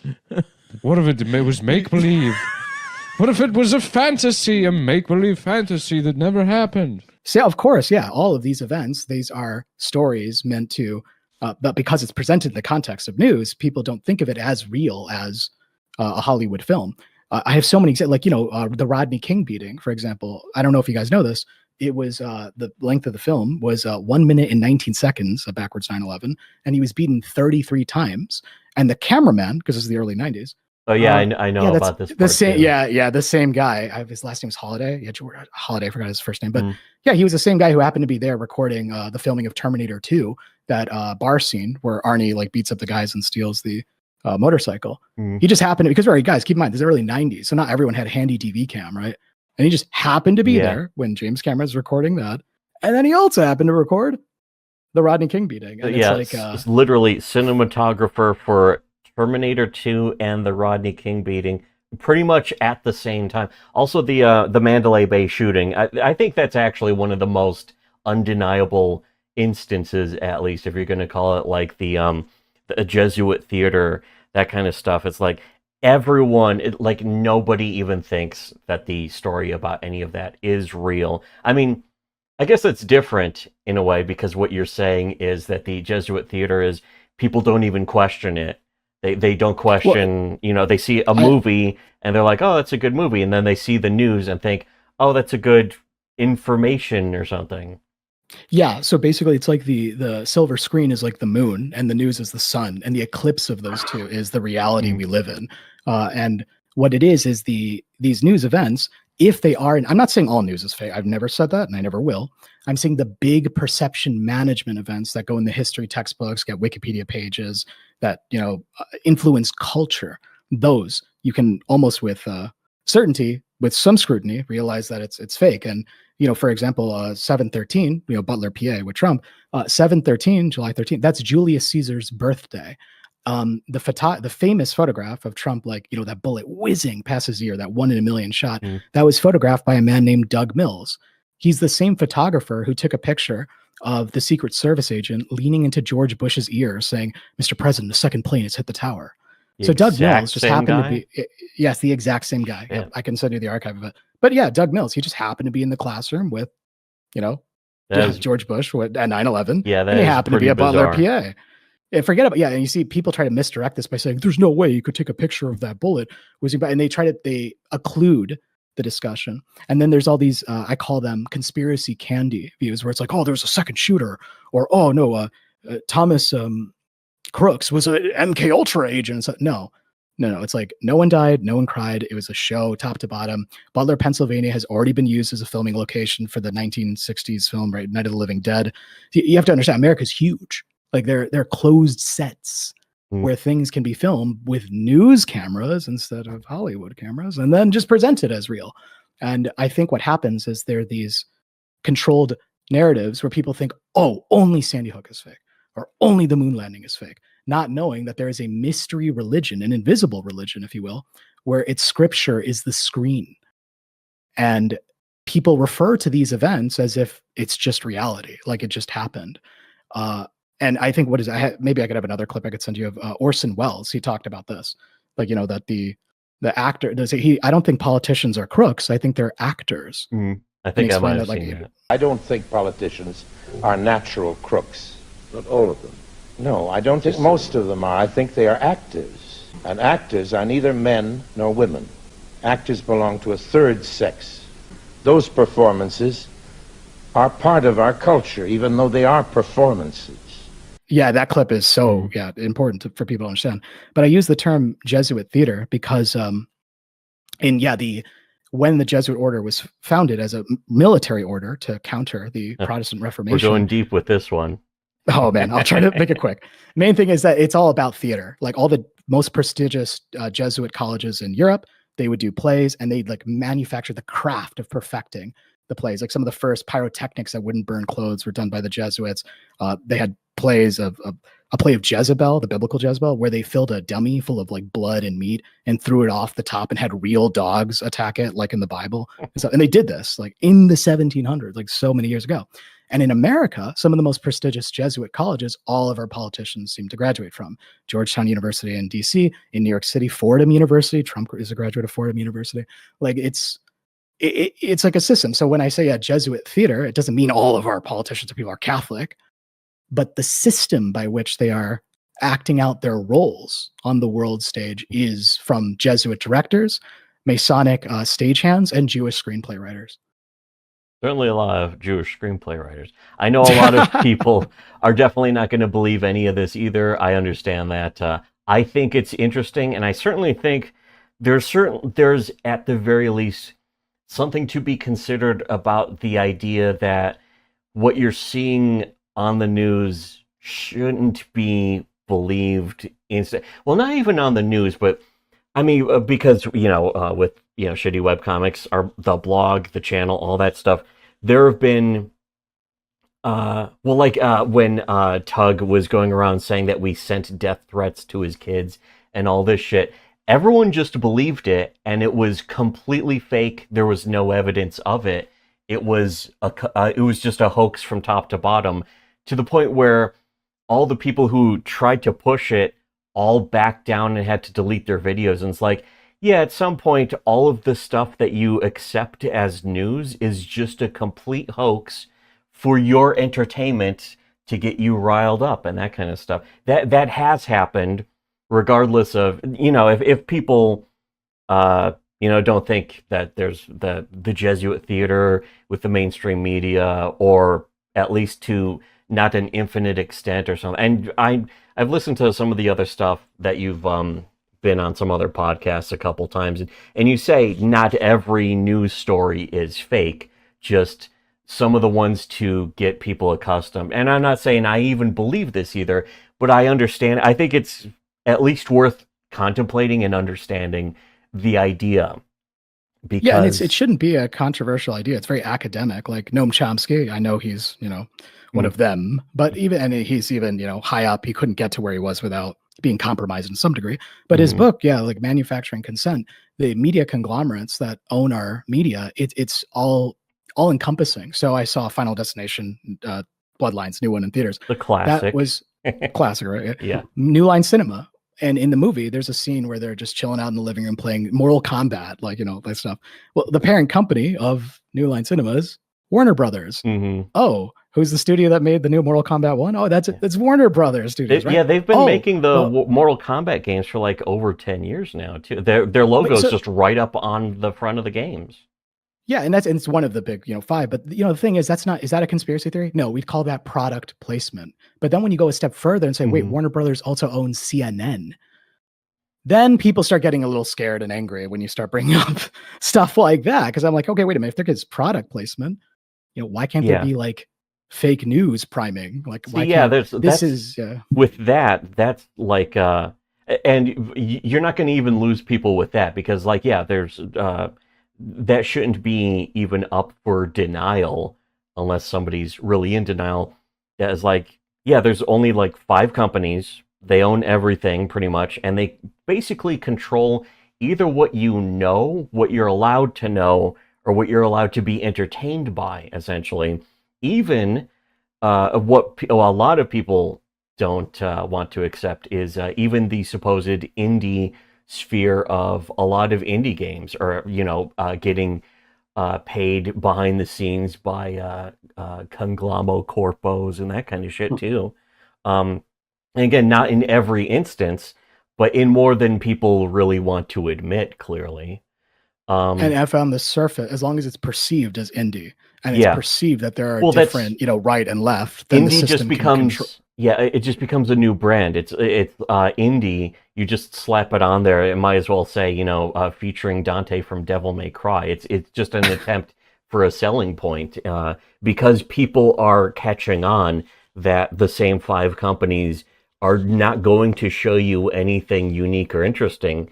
And the whole point of the indies was that they still could. So they, the companies know, it's like, well, okay, we'll just take over the indies too then. And it worked. It already worked. Well, I think the reason why people have such a revulsion to this idea is, one, right, it takes something that, is a religion. It'd be like going to a Muslim and saying that, no, Isa, he's actually the son of God. That goes against something that they believe. And a lot of people, these events I've mentioned earlier, are beliefs, just cemented in their mind. They saw it on the screen, and everyone, even though the event itself is staged and fake, the reactions are real from your friends, from your family, and all around, right? You're going to tell me that's fake. So it's difficult to understand. And also that, our world stage directors are neither conservative nor liberal. That also contends with a lot of people. I think of right and left as which stage seat, where in the audience do you want to sit? Do you want to sit on the right side or do you want to sit on the left side? You're still in the audience. Yeah, the right and left dichotomy is kind of, in a way, already, not just with, horseshoe theory, but the fact is it's kind of a lot of it just for show. I remember Jim Goad even talking about that. He's like, yeah, the left and right are just their names, their labels, because 50 years ago it used to be there was the conservative Democrats and the liberal Republicans, and none of that ascribes to right and left as at that point instantly. So there's not, it's just a label. That's it. That's all it is a label.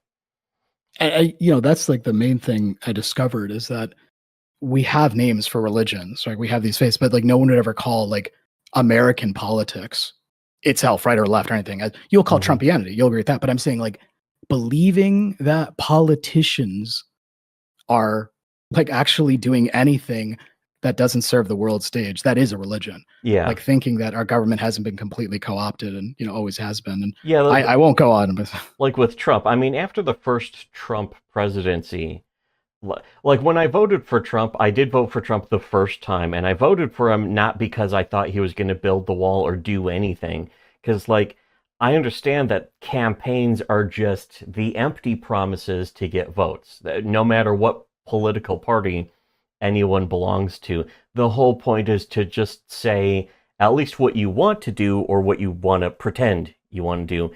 But I didn't vote for him for that. I just voted for him because I thought it would be funny to see people get pissed off. It's like, yeah, America's turning into it's going to be World War III. And it was indeed just as funny as I thought it would be. But with Trump getting reelected, it's like, okay, if he's going to get reelected, then fine. But aside from that, nothing ever happens, you could say. And it's just the same false promises. And everyone should know that at this point, and some people don't. Well, yeah, and the problem is with the nothing ever happens crowd is they don't have the right perspective. They just say, they're almost, I call that kind of meme the boy who cried wolf meme. I promise you, when the next domestic terrorist right-wing attack that it comes about from someone who is radicalized on X, which will be fake, but everyone will believe it's real, they won't say, you will not see that meme post anywhere. All those same people think it's real. So I think half of that meme is people trying to like reverse jinx it into something happening. I think that's really where a lot of the nothing ever happened memes comes from, is just trying to dare the universe or whatever into having something happen. I just, or not having it happen. Yeah, or not, maybe. But it's eventually something will happen. But also, the whole, just the nature of the situation. And I think a lot of people, when they listen to this, they're going to be like, oh, not everything's fake either. But, and I understand. I'm not saying I even agree with everything, but. Yeah, and I don't, and that's, to be clear, it's like absolutely not. This conversation is real. All of us, like your friends and all that's real. Yeah. But I'm saying when you see a celebrity on your screen, they're not. Right, do not compare them. It's not the same thing as something if you want to be able to detect lies like we can, you need to be willing to admit that something is a lie. Yeah. You have to start. Yeah, but because there is a weird, huge contingent of people who are, we've seen actually get angry at something being accused of being a lie. Not even from like a media story or anything, but just like, again, fandoms where it's like some YouTuber is like, oh, like, you know, like we mentioned earlier with guys like Tug and that kind of stuff. Just everyone believes it. And then there's no evidence. The evidence comes out that proves that all of it was fake. And instead of people going, well, I can't believe I just got lied to. Why am I believing this guy? They just sort of, they memory hole it to themselves and keep going. Or they go weirdly silent. And that is the entire community. It's the, that's the really freaky part, is that's the entire indie sphere at this point now in comics, is, everyone is obsessed with believing lies or going suspiciously silent. Like that was something we were saying also about Medicare and like Kiwi Farms and Kino Casino, where all of them got really quiet and awkwardly silent and evasive when it came to the proof of collusion of like corporations owning these indie comics and that kind of stuff. None of them ever have the balls to even like bring up the accusation to deny it. They don't even say people are accusing this of happening. It's complete bullshit. They don't even say that because they know if they do, people will start listening and going like, oh, is that bullshit though? What if somebody dug into that? And then somebody might dig into it and, again, like with us, find out that we were right about it. And then what are they going to do? They're going to be like, okay, so everything I believed was just bullshit? My whole fandom is based off of imaginary, you know, algorithm chasing YouTuber drama? I mean, in general, that can also be traumatic. That's the thing, is we're raising entire generations of trauma victims. And they're trauma victims who think that they're all alpha chads and that kind of again, Rekieta is a perfect example of that we knew about years before everyone else, before Kiwi Farms would even have the balls to admit it. Kiwi Farms was sucking his dick for so many years, and really all of us had completely called it right. Even, you know, you have to give PPP some credit that he was willing to go after Rekieta for just his principles, at least.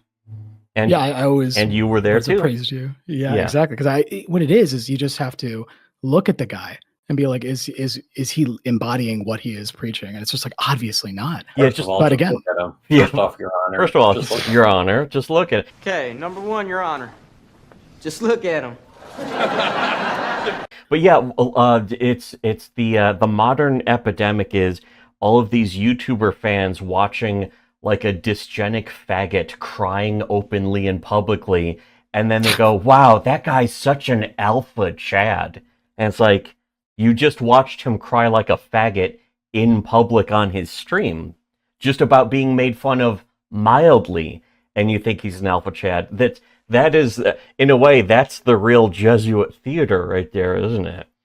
But well, yeah, because what it is when someone sees a YouTuber or something, there's a certain degree of, especially with huge subscriber numbers, like, this guy legitimacy, have, even though, you just tune in and you're like, he must have been vetted, because by now something would have, he wouldn't be so popular otherwise. He couldn't just lie in public in front of everyone. He wouldn't. No YouTuber who's popular could just do that. Would somebody like really do that? Just go on the internet? And that old Arthur meme. Yes.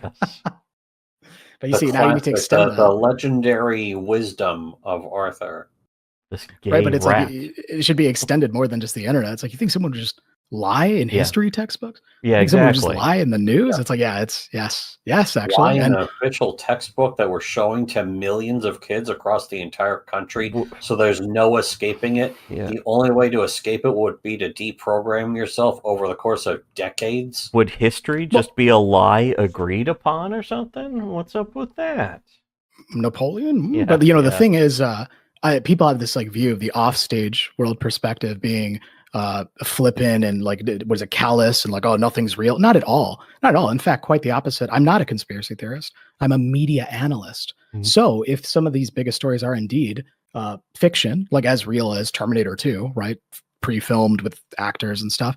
Then you could start looking for themes, messages, and analyze it for symbolism across all these stories. And you find some fascinating cultural trends that are defined by these, if you will, black swan perception management events. And that, I think, is fascinating. People mistake, like, oh, you just call everything fake. No. I study it. I think it's interesting. Like, if it's fake, why? Like, what are they working towards? And that, I think, is the interesting question no one ever gets to, because it would, what do you mean? I can't be a based right-wing Deus Vult Chad and stuff. It's like, all right, okay. All right, man. Ew. Okay. Yes, you can, but also, ew. Fucking ew. Anytime I hear people say Deus Vult now, it's just like, shut up. Yeah, you're gay. Stop being a gay man trying to pretend you're a straight man. It's like I always thought that was interesting. The Chud Jack always looked so extremely Jewish or mixed race of some kind. It's like he's not white at all. But well, you guys do. I forgot. Yeah, your episodes. Yeah. I was also thinking about the Japanese guy who said that you must bend to the truth or live a lie. Mm-hmm. Yeah. There's a huge element of that, and people don't do that enough. People certainly breaking in half over that, allowing themselves to break in half. I was going to say with your guys' show how you do meme reviews and stuff. And by the way, I am PayPeg. I am PayPeg. Just good. That is good. Right, but when you guys do that kind of stuff, it's you realize even just you stopping, reading, and critiquing a meme, like no one does that. Like modern mesmerism are just like memes and little clips on a it's like timeline worshiping the memes, letting the memes do the thinking for them. It's sort of like pretty much Mr. Leahy with the liquor. We're gonna have the liquor calling shots. I am the liquor. I am the Ricky. Yes. Randy. Wait, which one? Randy. Fuck. It was Randy. Ricky was the fucking the dumb his one. Boyfriend. Yes. Who never wore shirts. With Trump's first term, it was amazing because you think of traditional political ads, as hilarious as they were. I think Trump's first term was like the real turning point where there was this infiltration of anonymous image boards with kek and chaos magic. I mean, you remember how gay that was? Yeah, I always thought it was the cringiest, worst thing ever. I remember people thought they were influencing the 2020 election. Pepe memes. I go on Paul to see what crazy memes are they making for the election on election night. And it was just threads and threads and threads of people screaming to give Trump energy, just typing in the posts. And it's like, you're going to lose the election because of this then, if this is what you think is going to make you win. And sure enough, they did the second time. But again, that's no matter how much energy you give to Trump. That's taking it on its face. That's taking it like those people were real and not just people in Israel, Yeah, the 90% of the entire board that was poll just Israel. Yeah, which it's very likely. Funny you bring that up.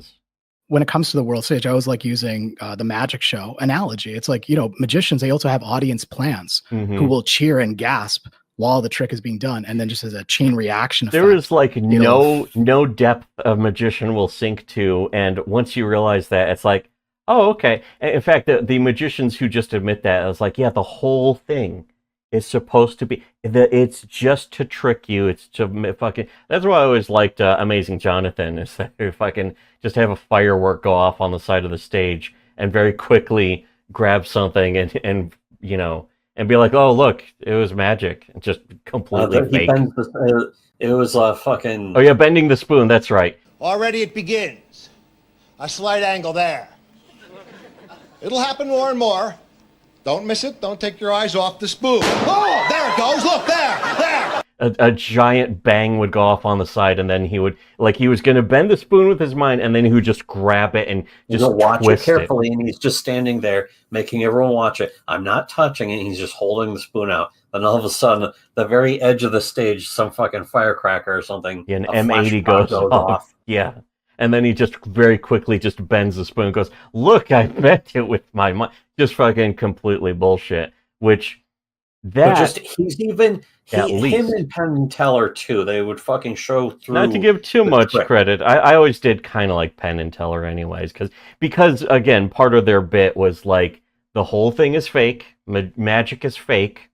Stop acting like this is really happening. It isn't. It's not supposed to be. It's just a show. I like the idea of troll magicians whose career is kind of based on trolling other magicians just with their very act. A lot of that, what was it? Giving the Bullshit game Seasons away. 1 and 2. Yeah. Well, we have those on DVD. I Yeah, remember we watched them. We pirated them. I remember all of them. Like, oh, check. This is how we learned about like fucking natural gas and recycling and stuff like that.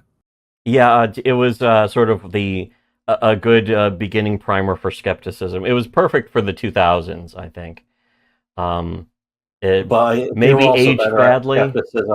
They were better at skepticism than the modern skeptic. Yeah, skeptic. yeah, because it turned into skeptics and atheism plus and that kind of shit, and so it's like, well, now it's just aged horribly. And I guess that's too bad for Penn and Teller, isn't it? Yeah, but it's not their fault. Although Sam Hyde is like blaming them for that. Yeah, it's like it's not really their fault. I know you don't like Sam Hyde either. Yeah, not a fan. And again, now I guess he's getting some blowback. But you and I were talking about that a long time ago. It's like I think him and Nick Fuentes are definitely on the world stage. It's not limited to politicians. Well, it can be that was definitely really YouTubers. weird. Is I thought that he did a thing with Fuentes like a few years back, and I thought, Yup, oh, and I made a video about it. Yep. That aged badly, I guess. And then he just like a few weeks ago did another one with Nick Fuentes, and it's like, yup, okay, that He just ask doesn't. about any of the gay catboy shit. After In fact, Nick after being Fuentes outed was as a federal snitch, and it's like, I mean, you could even speculate that he's not really even a federal snitch because none of that even was real either. I mean, because that was really doesn't suspicious. even The rise whole, to the level of a glowy. I mean, I don't necessarily think that the January 6th stuff was necessarily entirely staged, but I think a lot of people just fell for it. But there's definitely some shit about it that was staged. It's staged in the sense that they want you to believe that our democracy is in danger now because of these dangerous right-wing Trumpers. That part was Trump absolutely fake. All of that was just completely fake. And Well, you see, but most that's the- people right. know that even.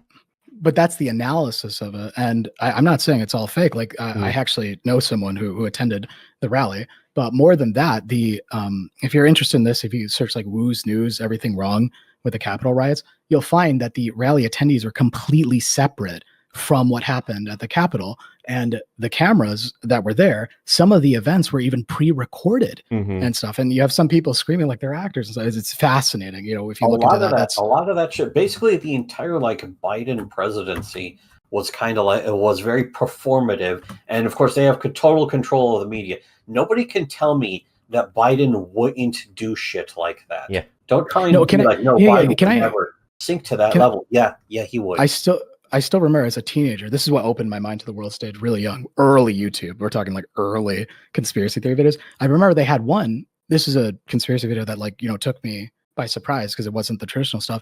They had a speech of George Bush at Yale University, and it's actually shocking. He is an eloquent, powerful public speaker, George Bush was. Yeah, he didn't have and the then accent. Suddenly, right, yeah, but then suddenly when he becomes president, he's like, fool me once, shame on you. And so like he turned into a character. What was it? Yeah.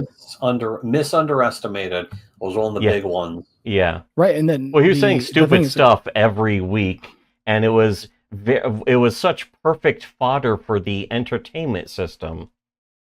Yeah, and that's what I was thinking is that in that video is saying that like it's an act, like George Bush is playing dumb, and that was a take I'd never considered.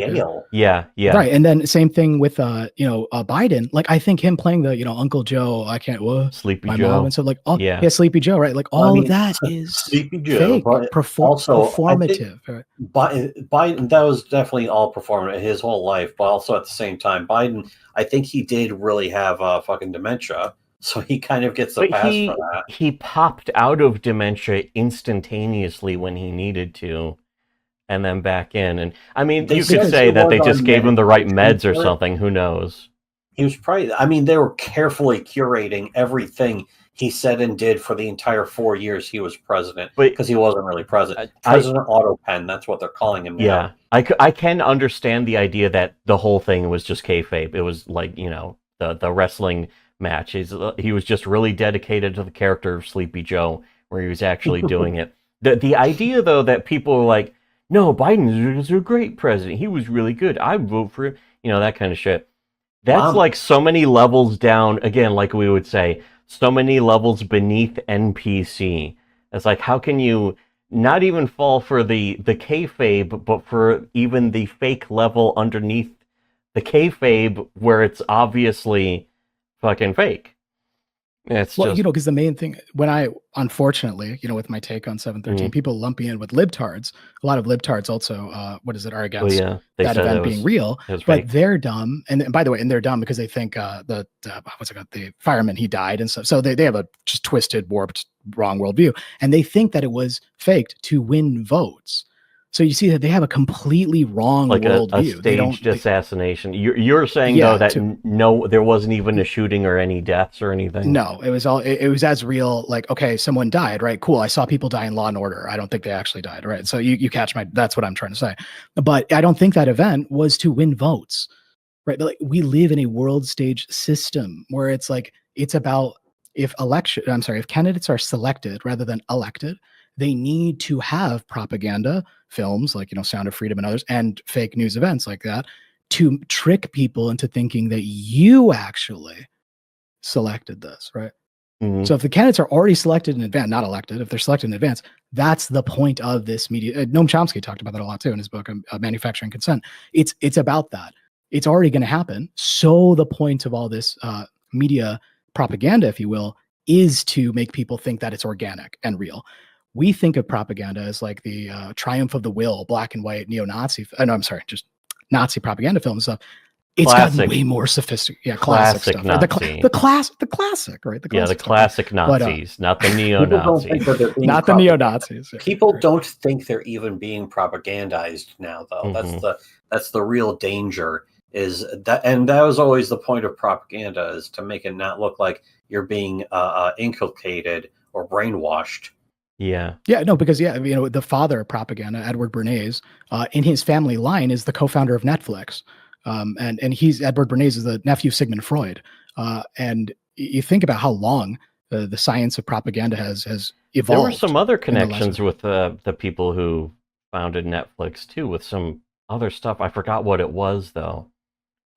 Well, you know, there were a lot of connections. The film Leave the World Behind. It was produced by the Obamas explicitly in the credits, right? You see that kind of movie. And it's all based on the Rules for Radicals, Saul Alinsky tactic of the threat is worse than the actual thing. When you look at these films, we're never actually going to live in anything as serious or as bad as that. But it's like the perpetual carrot on the stick to make people afraid of that, while a lesser version of that is slowly being implemented anyway.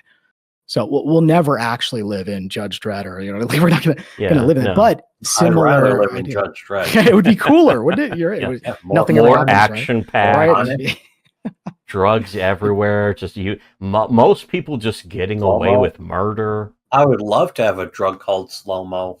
Sounds sweet. Yeah, it's that and the more recent book I always tell people to read, it's on archive.org. It's by the Satanist named Lieutenant Michael Aquino, who's departed. He committed suicide, shot to his face. But more than that, his book, Mind War. Yeah, no, I think it might have actually got with him. Yeah, right. Yeah, that's my view. That's the clever way that the deep state will kill somebody. Well, the thing is that in his book, he talks about everything I'm talking about right now. That basically the subject of Mind War, the target population, he argues that it's more efficient for the military, because he was he was a lieutenant in the army, that it's more efficient to stage events where no one dies and no one cries. It's more cost effective, and it's faster, and it achieves the same result. It definitely would be more cost effective. But like harder to fake. You don't have to bury under layers of like, this person's actually still clearly alive. So how did you exactly if make them disappear? I mean, I don't know. I have no idea if I really even think too much about that. Like if that could be. I mean, because it's possible. Anything is possible. I don't know if that means it's real. One of the things I think a lot of people also aren't capable. Like, the hardest part of all this to comprehend is the people who are doing all this shit. They're not geniuses. We have like, this secret invisible hand of the Illuminati, the elites all above us have plots within plots. They're really not that smart. And yeah, and I people say this, can't no, figure New that out. Coke. People really think that if they're in charge of us, if they're fucking pulling a fast one over us, they must be secret masters of deception. No, The they're biggest not. geniuses ever. No, yeah, they're not. They're not even really They're geniuses. dumbass idiots, and they're fucking everything up for themselves as well as everyone else. Yeah. It's just the main thing is that I always say the programmers themselves are programmed. Like I don't doubt that some of the actors on the world they believe in the system. Like when I think of a crisis actor at Sandy Hook, they may not know that the moon landing is fake or 713 was fake, right? Like that's what you need to understand is that these agents in place or the actors in place. Even think of if you're into TV shows, like do you think all the extras know the ending of the season that they're just kind of working on? It's the same exact. The world stage is compartmentalized. And it's a hierarchy. And as the higher up you go, the more of the meta script is unveiled. But at the lower levels, like say a YouTuber who again gets, past 150 or 200,000 subscribers, then they get you get a new manager. This will really make your channel go up. Yeah, once they get maybe you their should talk about this silver play topic. button. And Yeah, again, yeah, right. I'm not sure that I would even like as far as the moon landing, it's like, well, it could be fake. And the thing is almost. There's a lot of elements of that where it's like almost seems too memery. And there's a lot of stuff, where it's like, do I need to believe that this is fake or real? It depends on what I think comes after that. Yeah, the result of it, that kind of stuff. I was one of those weirdos who, kind of got into the, moon landing stuff when I was like a teenager because I, stumbled across, interesting websites. But the main thing is there's controlled opposition, if you will. They're called limited hangouts that focus on making their whole lives just about the moon landing. And they also have false narratives laced in there, right? Where they say it was to trick the Russians. No, it wasn't to trick the Russians. It was to trick the world population that don't know about the world stage. And the culture reflected that. It was like the space age kind of came out. Some car designs and stuff was like the new space age lining up with the moon landing. And the same day of the moon landing, Barbarella came out with where she did this like naked striptease floating in space on the same day of the moon landing, right? And then I always love this pointing out as an artist, as a director, I always like think, Stanley Kubrick, what a brilliant mind. My gosh, 2001: A Space Odyssey is so accurate. He must have rewatched the moon landing video like 100 times except it was made a year before the moon landing. Yeah. It clearly would have had to been worked on. Like even if the moon landing is real, and all that, I think it's at least worth it to consider. Like, I think instantly discarding the idea, and I understand people who do. And I think it makes makes sense to some extent to, dude, again, that's a whole other topic too. I like to practice a hostile moon landing agreement theory. Where it's like, that's not your flag up there.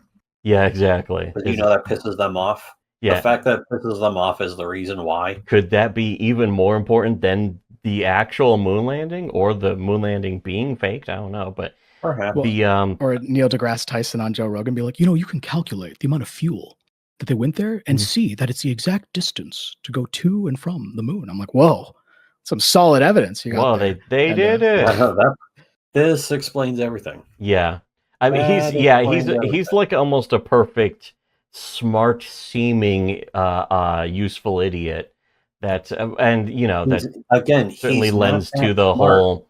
You don't have to be that smart. Like Joe Rogan also. Joe Rogan's the perfect platform. It's the perfect. He's the Joe Rogan's the perfect platform for sort of just the brainwashing to keep people. An excellent stooge. Yeah. Can I say, if you think of the feudal system, the court jester was the one that would, tell the jokes. And we have that today. Usually comedians are the ones that seed these conspiracy ideas, right? More fringe ideas, but it's always in the context of a joke. So, you're Joe Rogan, weed smoking, like, dude, we're all monkeys who took like, drugs or something. Yeah, he's not the most capable mouthpiece to say these kinds of things. And of course, his dumb podcast, the most popular podcast on the internet, by the way, with Trump and Vance on it, right? He was a real independent, right? Yeah. Yeah, he's just speaking power to the man, of course. And that's starting to kind of fall apart, too, because people are like, well, why is he, he's going really silent and covering up the Epstein files. And in a way, like, you can keep almost infinite regression where it's like, well, the Epstein files, even that's fake. But I mean, because why would they even allow that to be known to anyone at all? Thank you. There's a lot of reasons. There are a lot of potential reasons. There are a lot of honest reasons. There are a lot of reasons to be like, well, they just lost control of it, or because it's just the show to distract from everything else. Theorism comes from is just that the truth will out. There's no way to actually keep a secret, especially nowadays. Something is going to be revealed. But I mean, also, no one can stop this shit. The fact that there are so many conspiracies, and more now, and of course, that could just be like, well, yeah, that's they know to feed the public conspiracies, to make them think that they're seeing the truth by looking past the bullshit when they're just being fed more bullshit. Now, exactly, yes. I don't know if that's actually how it is, but I can understand that absolutely could be it, and it's worth considering. That was a documentary. If it can work, it will probably work. There's an independent documentary from these British filmmakers, which I recommend you guys or anyone who's watching this look up. It's called Mirage Man. The full thing is on YouTube. And it basically goes into the Air Force research that history about seeding the idea of aliens to cover up the research that was happening in New Mexico. It's a fascinating documentary. They drove the original guy who was looking into it insane. He actually got institutionalized. And the meme was perpetuated for useful purposes, because then they can keep tabs on anyone who goes to these alien conventions. Yeah, anything you see about the aliens these days is like, it's so even other people are instantly seeing that as like, oh, they're trying to distract from something else that's looking bad. But usually people say the Epstein files, they're distracting from the Epstein files with alien stuff. And it's like, well, distracting from distractions. It could be that too. That was coming up recently. It was it wasn't aliens. It was a spacecraft that's emitting light that's on its way to Earth or some shit. Well, that's aliens again. Or some shit. But it was a Harvard scientist saying it could come here to save us or destroy us, and it's like, so many people very rightfully seeing that as just bullshit, but irrelevant horse shit. So if it is BS, but I like to say it's functional BS. Yeah, it's the point? Very clearly serves a purpose. Right. Yeah, right. And if we look at the Epstein example, I've been seeing that even when it was like, wasn't the big popular meme, Epstein didn't kill himself. So there are two perspectives. You believe the MSM perspective, he killed himself, or you post the memes of like, he didn't kill himself. Notice how the third and fourth position of he's still alive, or the fourth position that he's just a character on the world stage, or the fifth position, like those other positions it was a dichotomy. Either Epstein killed himself or he didn't kill himself. And people thought they were being edgy and fighting the system by posting Epstein didn't kill himself memes with the implication that he died. Right, that obviously was a deep state assassin. As opposed to him not even being in jail in the first place.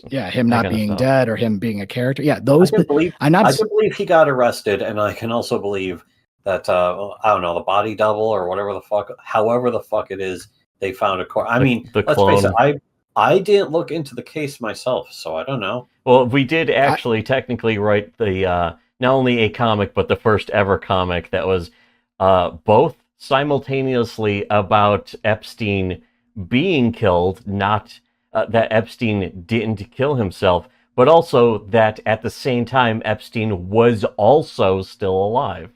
And you can find that. Like, what was it? That's in Walmart 3 or Walmart Gold Standard. If you want to go read that comic, I was also going to say Hellboy, or it's like fucking in 1951. Fucking, we finally killed Adolf Hitler. And it's like, I thought he killed himself in 1945. And they're like, nope. You believe that Hitler could... Well, also, there was a joke in Grand Theft Auto San Andreas where James Woods is like they'd never say he's a CIA agent, but it's kind of obvious he's something like that. And he's just reading a history book, and it's like, you can believe this shit? It says that we nuked Japan and that Hitler killed himself. This history, it's all lies. It says Hitler killed himself, and then we nuked Japan. And people believe this shit. Jesus. Well, if it makes them sleep better at night, I guess. Whatever helps people sleep at night, I guess. And it's just bizarre that he's dismissing history. Like he's just reading a history book all of a sudden out of He's nowhere reading a while you're history walking book like in. he's never heard of this shit before. Yeah, exactly. It's bizarre, but it's also, it kind of fits with, it's a game that takes place in the early 90s, which was very conspiratorial. The X-Files. The X-Files was huge. Definitely kicked off a whole lot of that. Nowhere because Man on before then, UPN. Everyone trusted the government and the media. It's like, they would never lie to me. I voted for them. Well, there was a lot more there was a lot more people being like, well, I mean, JFK, you were talking about 60s. Like people who attach their like, this news media, I trust this implicitly because well, yeah, that's he's very trustworthy looking. That is true. And to some extent, people were trusting the media more to tell them not to trust the system or something like that, which is what the X-Files was like, doubt the system while it is the system. Sort of like Rage Against the Machine, that kind of thing. Very Rage Against the Machine is way less credible than the X-Files. Yeah. Like, I think people, can discount that you have a countercultural view when there's a mainstream, like, show about exactly. like X-Files and That's stuff. That's kind of why I never liked the X-Files, because it's like, what are you trying to convince me of? That your fucking corporate-approved TV show is somehow fighting the power system or something? I don't think so. But you're an FBI agent. Yeah, an FBI agent. Exactly. Yeah. How is an FBI? The white hats. You know about that narrative, guys? Yeah. There's good guys and bad guys. The QAnon thing. It's like, there's white hats and there's black hats, and we're gonna do. Even the deep state. That's a part of the. QAnon was especially a very buffoonery. Functional BS. Functional BS. Exactly. Incredible buffoonery on the part of the whole QAnon thing. It's a real jackassery. In a way, that's actually far more entertaining than most of the media that has come out in the past 10 years. It's just all the QAnon shit. I trust that shit more and you think that would have been jumped on. Like, it's funny is that even like the Daily Show or fucking John Oliver didn't really jump on that, because that could have been like eternal material, unless, again, like QAnon and John Oliver were on the same side the whole time. Exactly. It doesn't even mean that they know that they are, but their managers are. And when you start to see these synchronicities, it becomes like undeniable how real the world stage is. For example, Netflix released the show Waco American Apocalypse on March 22nd, 2023, right? It's 3 episodes about, the Waco siege, which kind of portrayed the Branch Davidians and, David Koresh in a weird way, but it's called Waco American Apocalypse. March 25th, 2023, Donald Trump announced his second run for presidency at Waco, Texas. Yeah, it does seem all very suspiciously. Like, again, somebody like, not necessarily that Donald Trump picked that, like he was in the office when that would be picked, according to this theory. He didn't perhaps necessarily have to be the one to pick it either. Yeah, just that somebody did. Has anyone else? I can understand that at least, other than fucking the Branch Davidians. Yeah, before then is like, what the hell is Waco? It's in Texas. Is that a real city or something? Nobody heard of it. Does this place actually exist? I don't think so. Don't get me started on the brand, because when you have a deadline, you have to do something important. Like, I remember one day when you have a deadline, something important, anything but doing that becomes exciting. And I just poured over, David Koresh, the Branch Davidians, their former Seventh-day Adventists. I won't get so don't start that topic. Instead of doing homework. Like, that to me is the big important thing, is just the idea. It's like the government just the Clintons straight up killed a bunch of, they killed everyone at Ruby Ridge. I forgot what their fucking names are. Did they kill anyone? I mean, maybe they did. These are things to consider. Believe whether they killed anyone or not. They want you to believe that they killed people so that to keep quiet. Never ever step out of line. That's why that narrative was created. But David Koresh, he had burned to death, right? The Waco siege on April 19th at 33 years old. April 19th is the same day of the Oklahoma City bombing, who Timothy McVeigh was inspired by, though he was radicalized by the Waco event. So was Alex Jones, by the way. And, he was then executed on 6/11 at 33 years old, right? And then... like Jesus, and also the maximum level of the Masons Is 33. Oh, the 33rd degree. Yeah, and Yeah. because the number of the vertebrae and the spine, 33 degrees Fahrenheit is also the transition between solid and ice and water and stuff. Yeah, it goes, and the Mach 33 is the escape velocity. If you want to, it's funny when you can kind of look at that stuff, but it gets even weirder. April 19th is also the same day. Maxwell Azrello, I forgot, the guy who burned himself on fire. So the same day of the Waco siege fire, so he burned himself on fire. Same day of the Oklahoma City bombing. This, pointing out these kind of sinks freaks people out, and it should be scary if you think these events are real. But if it's theater, then no, it's just literary devices. It's mesmerism, post-hypnotic suggestions. And I think I pointed out to you in my past streams how the cover of the Turner Diaries, the guy and the woman on the cover, it's exactly a one-to-one matching of the St. Louis gun-toting incident where that guy and the woman with the gun, the where guy they're standing outside. Yeah, they're dressed exactly the same way as the Turner Diaries cover. And so again, like these kinds of things. I didn't know that. I could see. I'll post it in chat. Maybe you could even include this in a post production. But here, let me post that in chat. But if you look at that, really, this is the kind of stuff I have on my website, mindwar.page, and in my streams. I've talked about it. Yeah, look at the guy in the bottom. If you're on, you might as well shill a little bit, at least. Yeah, sorry. Yeah, mindwar.page. You have a bunches of conspiracy stuff, or no conspiracy, no, or zero, just no media conspiracy analysis. stuff. That's just media analysis, because I don't claim to know you go the into compartmentalized nature. Yeah, the Final Destination movie about the stuff about the Space Needle and potential future plans for the Space Needle. Yeah, and you want to talk about Final Destination? Yeah, Glenn Morgan worked on that. He also worked on the X-Files. He graduated from the same Jesuit school that gave Mel Gibson his honorary doctorate. Yeah, you did mention and then that Mel too. Gibson, he worked on that side project called the Lone Gunman, whose pilot episode was about an inside job of the government flying a plane into the Twin Towers. Yeah. Before, 6 months before the real 9/11. It is weird how, especially that came out and people were like, what a weird coincidence. And it's kind of odd now that people are just like, yeah, it was just an inside job. Just everyone just flat out accepts that it was the government did it, or I mean, it's certainly more likely that Israel just fucking straight up. Oh, no. That's more. Don't get me started. Basically, well, that's a whole other topic. We haven't been reading we're not. I assume we're close to finishing this comic, and I've been just staring at the same few panels. So to bring it back to Philip K. Dick about his view about simulation theory, kind of like we talked about functional BS, simulation theory is functional BS, because the kind of stuff I'm pointing out, if you don't know that these big perception management events are stage theater, you can start believing in simulation theory. Like, whoa, how come this movie from a decade ago has the exact same thing in this big news event? I guess we live in a simulation, right?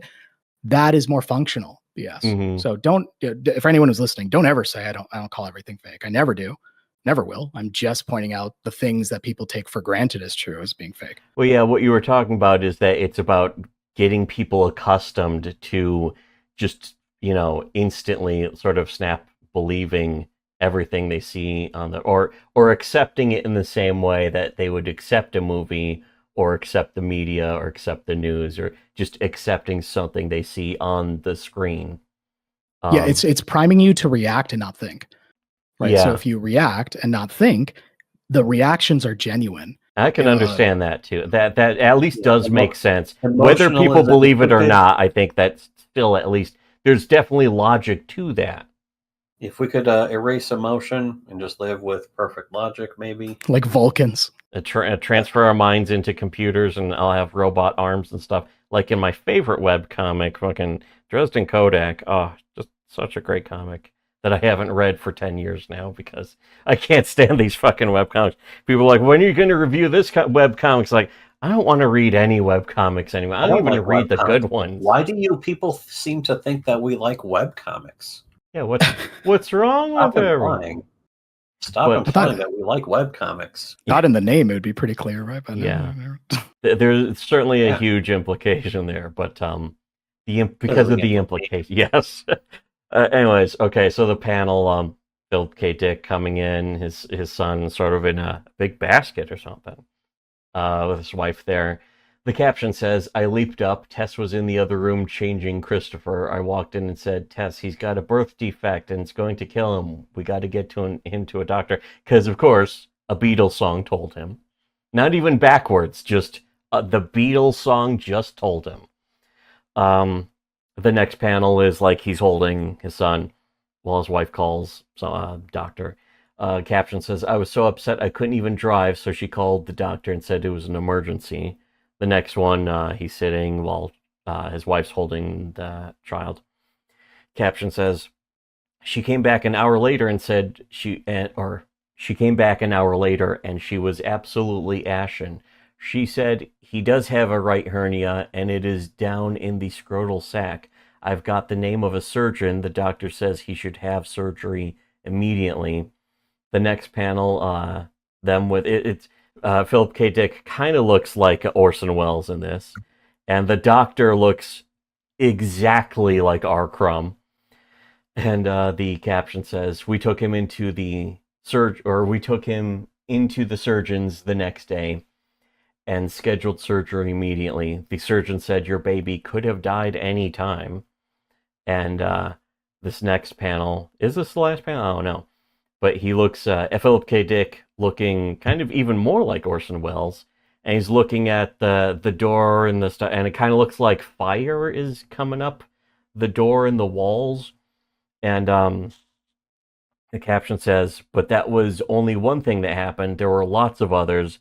That was just one. I would not be sitting here talking to you today, asterisk, if that weird-looking shiny fire hadn't come around and zapped me, shooting up the walls and through the apertures of the doors. And it says, 1981 interview with Greg Rickman. Okay, so the next pan, I think this might be the last pan. No, I don't think it is. This first panel on this page is him sort of looking worried and just circles of fire all around him. Again, I really like the art that R. Crumb does for this. I like R. Crumb's art in general, but specifically for this, because it kind of stands out as it's not the goofy, weird porn or self-deprecating kind of comics he was usually doing. It's something that takes really abstract stuff and tries to put it into a visual format. And I think it comes out really nicely. And again, it's just for like a little segment in an issue of Weirdo, a comic called Weirdo. But the panel... He was one of the first big indie comic people ever. Yeah. Yeah, he was sort of a breakout artist and creator because he would just do like brutal honesty. And it was something that I just kind of liked and appreciated in general sense, even though he's, also a shit lib, kind of a fucking nut job. But he's sort of like, a shit lib nut job who just comes out and says, I'm a shit lib nut job. And it's like, okay, I at least appreciate that he's, out with it instead of trying to pretend that he's not, because that's kind of the modern epidemic, is the shit libs, the whiny faggots who go around selling you this image of them as being the badass Chad, and just the way that so many people willingly fall for it is it's pathetic. It's also annoying at the same time. It was the caption on the first panel there says, there's no reasonable argument that would elucidate what that was like, or what that was flowing around the room like St. Elmo's fire. And it thinks. It got into my brain and made me think. It didn't think what we think. The next panel is just text.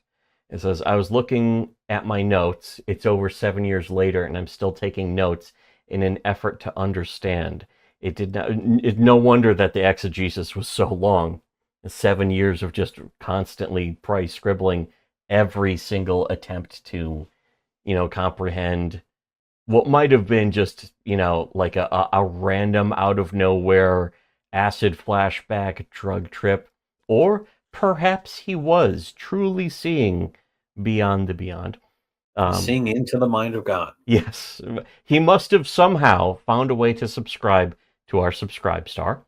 But he says, it did not think in the sense that we think. We think in digital, syntactical, verbal integers.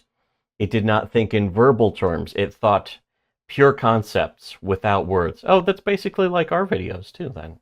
He really was subscribed to our Subscribe When I'm talking Star. and I use the wrong words, that's basically what's happening. That's what it's the concept of the My vocabulary is so huge, it goes beyond human understanding. Sometimes it folds back in on itself on accident because we're just, we're kind of fabricating the new form of reality. We're It's being not, the yeah, demiurge. it's not my fault if other people don't understand. It's their own fault. Which is bad of them also. But anyways, They should be shamed publicly. But anyways, it says, but it knew without rashness. I can't even. I'm trying to. It says ratio and then synation. Ratiocination. That's what he's saying. Yep. I don't really know what that means necessarily. I assume it means without having to put it down in a solid concept, without making it rational necessarily, perhaps. I assume rational is the root word. Yeah, I think so. Anyways, it says it transferred to my mind concepts that in 7 years of trying to articulate them in words, I've only now been able to reduce them. The next one is him sort of sitting with, books around, and he's looking at papers with a desk lamp on. It says, I finally found a model that was suggested to me by a professor friend. It worked like a binary computer on a flicker pulsation of off and on. It just wasn't a mind like we have minds. Next panel, sort of very thin, just text. It says, one of my experiences, it was 74. I bought one of those fish signs with the Greek letters on it and pasted it up on my window. And then there's a panel of him sort of looking at it. It says, I was sitting there one day and the upsilon, which looks like a capital Y, suddenly turned into a palm tree, then opened up into the entire Mesopotamian world, the Middle Eastern world. And the next few panels sort of show that being, sort of happening, at least in his mind's eye. Next panel, sort of the ancient Mesopotamian hymn, sort of thinking of the modern hymn sleeping in bed, apparently. And it says, the caption says, that personality gradually took me over for a month, and then for about a year, I was that other personality. It was so funny. I used to be able to pick up his thoughts while I was falling asleep. And I picked up his thoughts one night, and he was thinking, there's somebody else inside my head, and he's living in another century, meaning me. And then the last panel on this page is modern day Philip K. Dick out with people, friends or something. And the caption says, I thought, tell me about it. I can say the same thing. At first he thought he was still back in Rome. He had everything wrong. He thought the Romans were going to come and get him and that we had to develop elaborate codes and stuff to evade the Romans.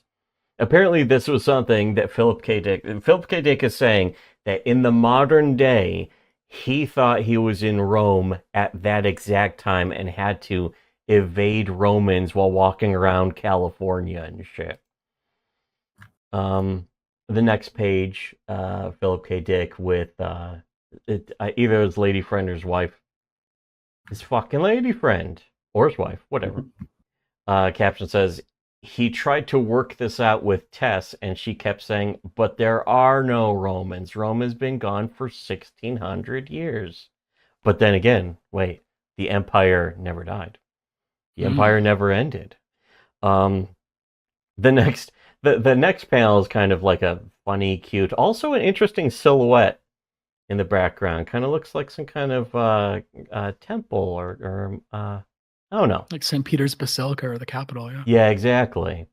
I kind of like the expression that she's making there, though. Like, it's almost kind of an Animu expression, except a lot of detail. He's putting a lot of like hatching onto all of the figures. He always draws clothes so rumpled. I like the way Crumb draws clothes in the sort of realistic rumply style all the time. But the caption says, "Nope, nope," he said.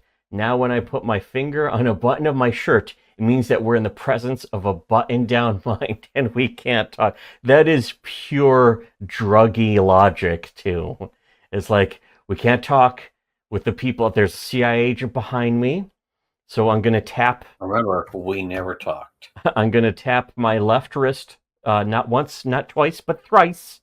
You know, it's fucking goofy shit. And then the next panel, a cop on his motorcycle, as the Zodiac Killer would say, as they're sort of walking past.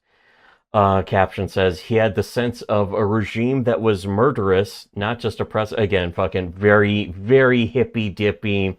Like, the cops are just killers, man. Cops are my enemy. Yeah. That was murderous, not just oppressive, but murderous. He thought Christianity was an illegal religion. He was afraid of being killed for being Christian. That's what he thought, or that's what he was afraid of. Damnedest thing. The next one is Philip K. Dick in his car behind the steering wheel, kind of gawking at it like, what? The caption says, he was quite confused by the social situations around him. He kept interpreting them in Greco-Roman terms. He couldn't control the car. He couldn't figure out what the pedals and stuff were for. So I had to give up driving for a while. Wow, what a fucking burden Philip K. Dick must have been to all of his friends and family. Here's this next panel, again, looking a bit like Orson Welles, just sort of glowing, like he's having a freak out or a vision or something. Caption says, "I think the spirit of Elijah came to me in 1974. Yeah, probably did. That heart and spirit returned to me. I do believe that, because it was at Passover that it happened, and there was some kind of vigorous spirit in me, and it was not me, and yet was human, and yet more than human." Oh, like the replicants. I do like, again, the way Philip K. Dick sort of, he's manages to get the facial expression and that kind of effect where it's not that he's drawing the white lines sort of emanating, but he's drawing the spotting blacks, the inks, and leaving the white lines to be an example of him sort of being taken over by a spirit. And it's interesting how R. Crumb actually manages to capture that with just this one single panel. It's actually, I think that's kind of cool how he does that when so many other comic artists don't even come close to nailing expressions or compositions like this. And I was gonna say, the shading on the contours of his face and stuff, it's always so cool how he's Yeah. kind of wrapping around the shape of his forehead, and then it kind of bleeds into his beard. Yeah, the cheekbone, the way he manages the cheekbones and kind of the shadow, and yet it's like with all the sort of hatched lines, and then yet it's still kind of distinct from his beard. Like, you can tell the difference. It's interesting just looking at it. It's cool to see it, to look at it.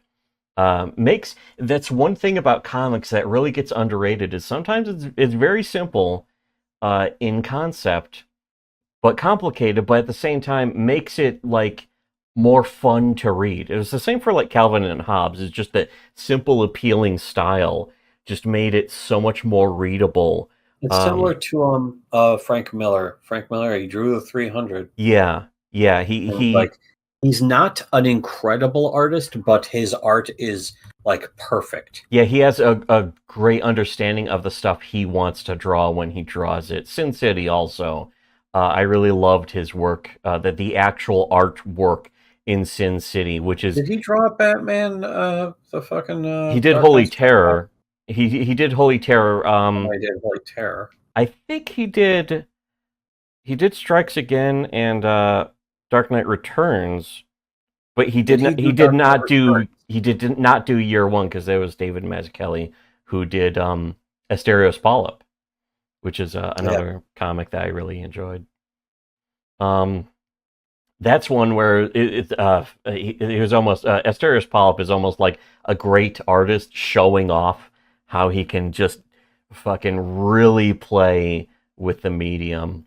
And then he dies at the end. Just fucking meteor pancakes him and his wife. The end. But the last panel here, sort of talking to someone in kind of a goofy silhouette, but the caption says, "It was Tom Dish who first suggested to me that this might be the case. After hearing my description in late '74 of my experience, he said it sounded like Enthusiasmos by Elijah. And there's a little caption at the bottom, Enthusiasmos, entry of the gods into you, receiving the Holy Spirit, by Elijah. And I like that idea. I found the idea pleasant. Next, is this? Yeah, okay. This is still going. Again, like I said, this is just going to be one long, big-ass episode.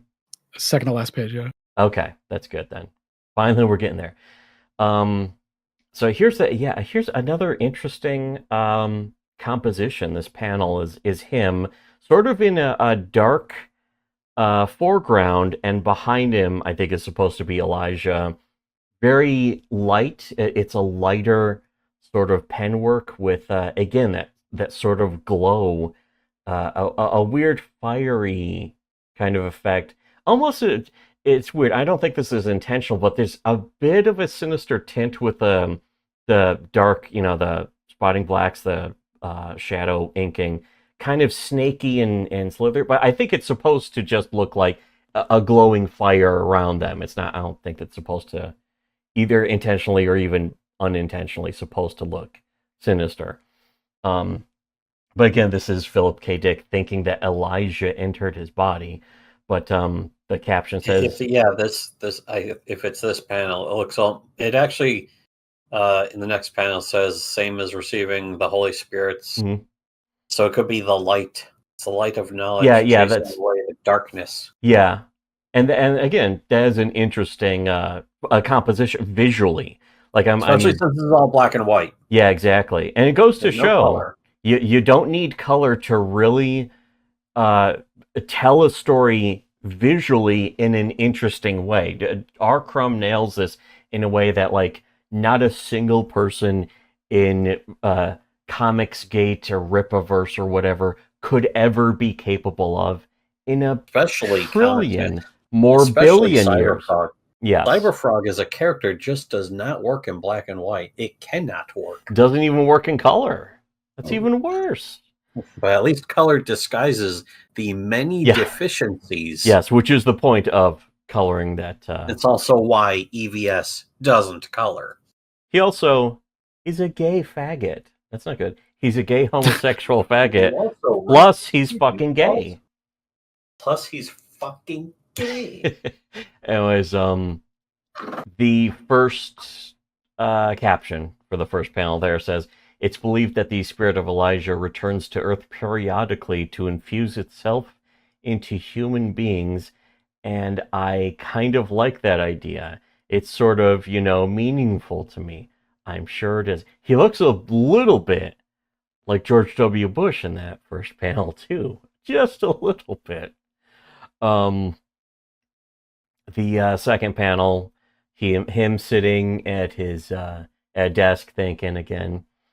It's a good composition. It's also just almost like a placeholder.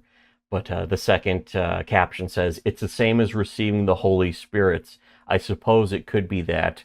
I could simply be a charismatic Christian. I don't know. I just don't think it is the Holy Spirit. I think it's Elijah or the Spirit of God. Well, maybe it is the Holy Spirit. I don't know. How do I know? I mean, who can tell one of them? There's no reference book that you could turn to see exactly. Which is, it is a good point, I think, but also at the same time, it's like, does this kind of explode itself maybe to some extent? I don't know. But well, I'm just laughing, because of all this, Christian decoration, not a single Bible verse. By the way, in all of this that we're reading, I love this kind of stuff. I love it. Yeah, that's the thing. That's why I wanted to read this, because to be honest, I think I've read this a couple times before, and I just love reading this because it's really fascinating and it's entertaining, and there is an element of sort of self-deprecating. It's like Philip K. Dick a little bit goofing on himself, maybe. He's like, I don't even know. Whatever. Yeah, just the third panel here, kind of a dramatic close-up, kind of freaky looking. But again, interesting. Caption says, I just know that some kind of spirit took me over, though its help, through its help, I was able to solve problems and concerns. The things I couldn't do, it seemed able to discern anything it looked at. The next one is, again, just Philip K. Dick, just kind of being there. Just kind of a figure drawing, I guess. It says, I do have grandiose illusions that the spirit of Elijah entered me, and I uttered prophecies. And for what? The third one is a very sudden, sort of like back to the ancient times, like I guess like he's Elijah there. And the caption says, because the prophecies had to be fulfilled that Elijah comes first, and second, that the news be revealed, and that is what John the Baptist did for Jesus. Having done so, he faded away. Maybe this is John the Baptist here then. Yeah, it's significant because Elijah was, when the angel Gabriel appeared to Zechariah in the temple, he said that, speaking of John the Baptist verse, he will come in the spirit of Elijah. And if you recall, Elijah at the contest at Mount Carmel defeated the prophets of Baal by bringing down pillars of fire. And it was important because at that time, all of Samaria or Israel was worshiping Baal or Baal, right? Yeah. And I don't know if you know that word. Baal literally translates to Lord. So all the people of Israel thought they were worshiping the Lord, the God of their fathers, but it was a false god. Yeah. That Jews used to just straight up worship Baal, and that used to just be their god, and they were switching and switched to the next one and the next one. And it's like, oh, that last one was a demon. Evil gods. Yeah. Well, it's interesting because Elijah was a Gentile. He wasn't Jewish. He was a Tishbite, and he was called by God to rebuke King Ahab, Queen Jezebel, and Israel because they were worshiping a false god that appeared like the God of Abraham, Isaac, and Jacob, because Baal means Lord. So they were all worshiping the Lord, but it was a different God. And do you guys see any parallels to what's happening today? Yeah. No, you seeing any parallels to what's happening today, right? Like false Christianity, right? And Elijah, exactly, right? And Elijah exposed that, and he is one of the only characters who didn't die. Him and Enoch are the only ones who went directly to heaven. Ascended directly to heaven, which exactly, without dying, yeah. And maybe I will too. So maybe I have the spirit of Elijah in me. I don't know. I was also going to say that. I don't know. Whatever. Baal is one of the fucking bosses in what was it, Baldur's Gate 2? Yeah, that there's also that. He's the father of the main character. It's funny how many fantasy RPGs are like, oh, there's some great fodder in these old religious books. And also Diablo 2. Yeah, of course. Yeah, Diablo. Was he the Lord of Hatred? No, he was the Lord of Destruction because he's in the expansion. That's right. Lord of Destruction. Doing Baal runs. That's when you finish the thing, you do the Baal runs and just farm him for loot over and over. Here is, and by the way, this is great for the extra context because we could just read the comic, but having the extra biblical context and sort of even all of the extra, just everything added to it. Even if people just do not go for it and people just hate hearing it, I think it's interesting to have thrown in with this. And I think it's kind of pertinent because, again, it's the way that Philip K. Dick was starting to see the world around this time, was that a lot of it just being fabricated in some way or another or that it was overlapping on itself, or just, I think even to him, he was like, a lot of this could just be, though Philip K. Dick, I think to some extent, started thinking that a lot of what he thought about this was bullshit. And that's why Valis is such a great read, because it's kind of making fun of his experiences and what he thinks about it. Not so much any of this religion, but just his part of it. Well, my favorite thing in the Exegesis by Philip K. Dick, he had a journal entry where he was trying to scientifically define the mechanics of prophecy. And he thought that, if you will, the simulation was sending tachyons from the future into the past of the minds of prophets. And there's one part where he sees a vision of Jesus, and Jesus commands his cat to lie on his stomach because he had terrible stomach pains, and his cat purrs on his stomach and he felt healed. I'm frantically searching through the PDF. I want to find that quote because I remember reading it and going like, okay, like I was like, this is quality stuff, right? Yeah, that is wild. And again, extremely entertaining, and that's also why I would recommend Valis. Valis has a lot of fun. There's a guy in Valis. It's one of Philip K. Dick's friends, who is sort of like an atheist out of spiteful anger. He's like, why did God kill my cat then? My cat got run over by a car and it died. Where was God then? And so later in the story, they're going to go meet the new reborn Messiah. And this guy's like, I'm going to ask about my cat. And they're like, don't we have more important questions? And the thing is that they it's like a 5-year-old girl who's capable of full speech and all this information and shit. And they're like, oh, this is fucked up. And then they're leaving because they're like, oh no, they start speculating that she's a fraud, actually. And that she's like, her parents trained her. Her parents are nut jobs who conditioned her to act like this or something. And I think Philip K. Dick was like, well, I don't know. But then again, there's Philip K. Dick and Horse Lover Fat at the same time meeting with her. And she's like talking to Horse Lover Fat and being like, but you're Philip K. Dick. And he's like, holy shit, you're right. He's like instantly cured of this whole thing where Horse Lover Fat is supposed to be somebody else. He's like, this is amazing. But it's like been the most obvious thing. I mean, it's not even hidden. He just straight up acknowledges like 10 times. Horse Lover Fat an anagram? No, it's the literal translation of his name. Philip means horse lover and Dick means fat in German, I think, or something like that. And he explains that later, because for most of the book, it's like, what the fuck kind of name is Horse Lover Fat? Aside from a reference to Vosh, of course, but we've covered that. Anyways, but that one friend afterwards goes back and is like, oh yeah, I forgot to ask about my cat. And so he fucking asks about the cat, like on his own, and comes back and is all silent about it. It's like, so what? They're kind of making fun of him. It's like, what did she say about the cat? And he's like, ew. I want to know what she said about the cat. Well, I think it is like on the flight home, they're like, so what did she said something about the cat? And he was like, she said my cat was stupid. And he's just traumatized by how the fucking 5th reborn Messiah called his dead cat stupid. It's so, again, this is why I like listen to the book twice over, because it's funny in that way for the entire book in a bunch of different ways. It's fucking bizarre.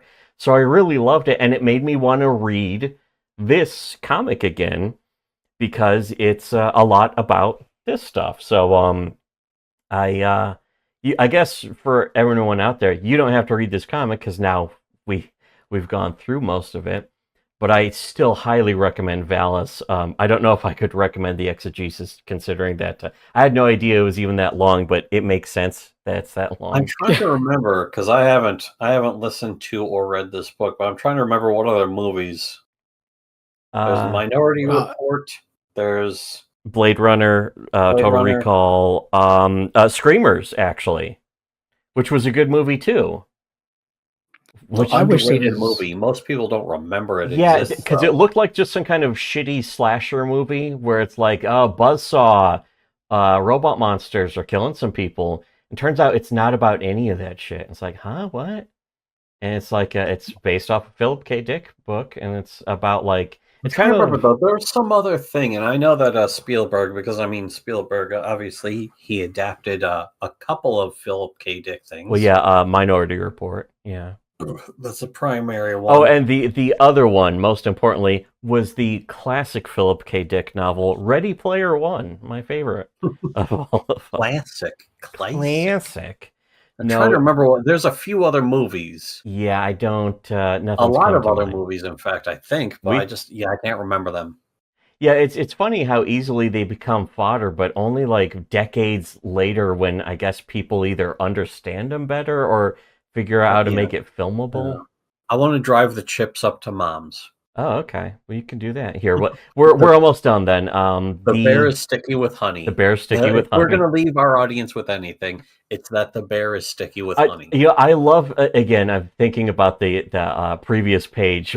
When I tap my second button, that means we're around someone with a button down mine. That kind of makes me think of It's not safe to talk. the bear is sticky with honey. Is there anything else you'd like us to take care of? Oh, the bear is sticky with honey. See you soon. The bear is sticky with honey. What does he mean by that? I don't know. Which, for anyone who doesn't know, the bear is sticky with honey. You can find that on YouTube. It's from Silicon Valley, where it's Gavin Belson, who is like the CEO of the Google equivalent. I mean, Google exists in Amazon or Amazon or something Yeah. like that. It's a big tech company. But he's like, a CEO, billionaire, complete sociopath. 100 years ago, men like me could have had people like that killed. Just like that. You think captains of industry like Andrew Carnegie or Cornelius Vanderbilt would have batted an eyelid? Please. Times sure have changed. Or have they?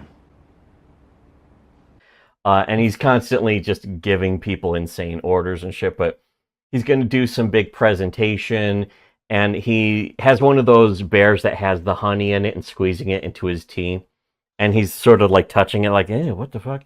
And so the, some managers, some cronies and bootlicks coming around, like, how is it the thing? It's like, well, I think we should make the spotlight wider on the presentation. Anyways, I'm going to Jackson Hole, for a few days and could be off the grid. I'm not to be disturbed for any reason.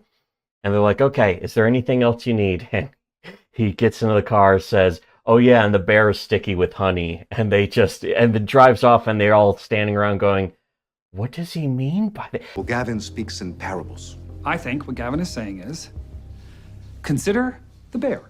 And then there's this The huge cult of segment. Gavin Belson. Yes, this huge segment where they're all like writing it down on whiteboards, and it's like, okay, what he meant was this by what he meant was trying to decipher. Yes. Deciphering the word of Gavin. The word of Gavin. Yes, and it's like, consider the bear. The honey is pizzazz. The bear is ravenous for pizzazz. Just all this ridiculous shit. And then people disagreeing fundamentally. Yes. I remember they actually There's a referenced schism. the cult of. They referenced whether it was the cult of Gavin or the cult of Hooli. The company's name is Hooli, and I think it was Richard who fucking calls it the cult of Hooli or something like that. Yeah. In the first episode. But the very clearly based off of Steve Jobs, of course, because people were like that all the time with him, of course. Or fucking who's the guy from Amazon? Well, yeah, Jeff Bezos too. Yeah, just he's got a huge, big head about him. Yeah, but just saying out of nowhere, the bear is sticky with honey, just to leave people randomly like it's code. Yes, I mean, he's just saying it for no good reason, like they would understand. But the funny thing is, now when you doing that kind of makes it code, because now we're saying it just to be like, hey, the bear is sticky with honey. What? It's meta code. Everyone else is running around trying to figure it out, when in reality, I just said it for fun. Yes. When I touch the button on my shirt, that means we're in a button down. Yeah, we're around. Of a button down. Yeah, I know. mind. It's again. That's why I love this comic so much, because it's just full of the exact kind of goofy. It's perfect for a comic magazine called Weirdo. Also, R. Crumb really got it. Anyways, so the last panel on this page, though, is the Romans surrounding him, and he's crazy, and they're choking him. But the caption explains. It says, "In fact, they cut off his head. And by the way, I dreamed about that. I was in a dungeon, a Roman dungeon. Oh, and they came and cut off my head, took a wire and garroted me. Garroted. Yeah, like in Hitman. I dreamed that, and that was my memory of my life. I was John the Baptist having my head cut off. I remember them." There's another caption that goes. That was a caption that goes on the side, and another caption goes over the top. And still, the way it's done is still coherent enough to read. I've seen other people try to do that, to get playful with where the words are, and just fuck it up so you can't tell what you're supposed to read first. There's also 1,000 chestnuts. Oh no. And so from GTA, if you ever listen to the police scanner in GTA 3 long enough, classic. They just say that just out of nowhere, the fucking dispatcher just says 1,000 chestnuts. And it's like, I think Chestnut was supposed. I always assumed Chestnut was supposed to be one of the streets. Whatever. Anyway, so the caption. Why is there 1,000 of them? Because the bear is sticky with honey. But anyways, the caption here says, "I remember them coming to that cell and taking and slicing my head off. It was horrible." Well, gee, no shit. "And you know what I did when they came through the door? I cursed them with all the fury I had. There was no love in me for them at all. John was a very fiery person who was very vulgar. It was Elijah and it was me." It's getting complicated now. So, yeah, I mean, for me as a Christian, I have to call out how just grossly inaccurate. Of course, It's like I have to imagine this is just going off the rails. But then again, Philip K. Dick was living it. Are you a former Fulbright scholar? Yeah, right. Exactly. It's true. Is the bear sticky with honey or not? Just this is here we go. This is the last page now. Here's another a good drawing of Philip K. Dick. Again, like a half face in shadow and sort of like fire floating over his head with words in it. And this goes back to what you were mentioning about AI, artificial intelligence.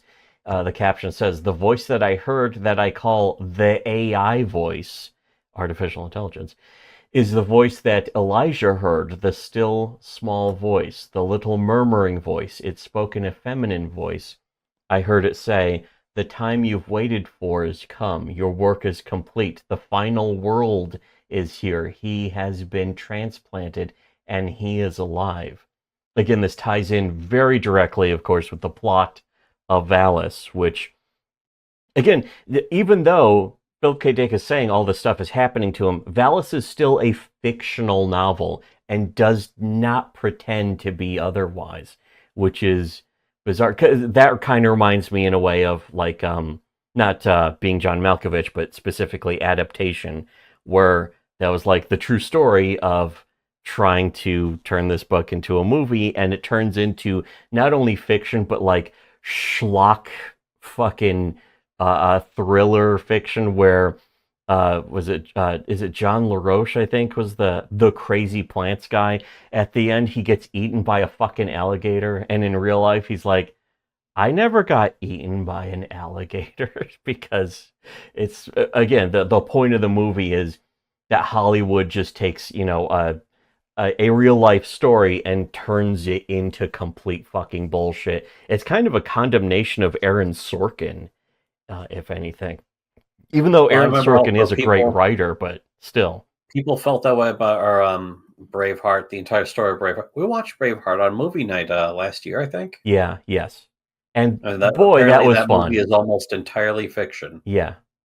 But was it fun to see the British just get their fucking get owned, fucking epic style.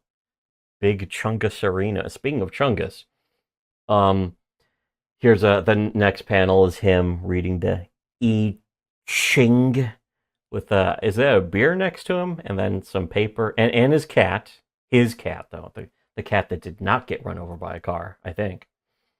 He said, I asked the I Ching.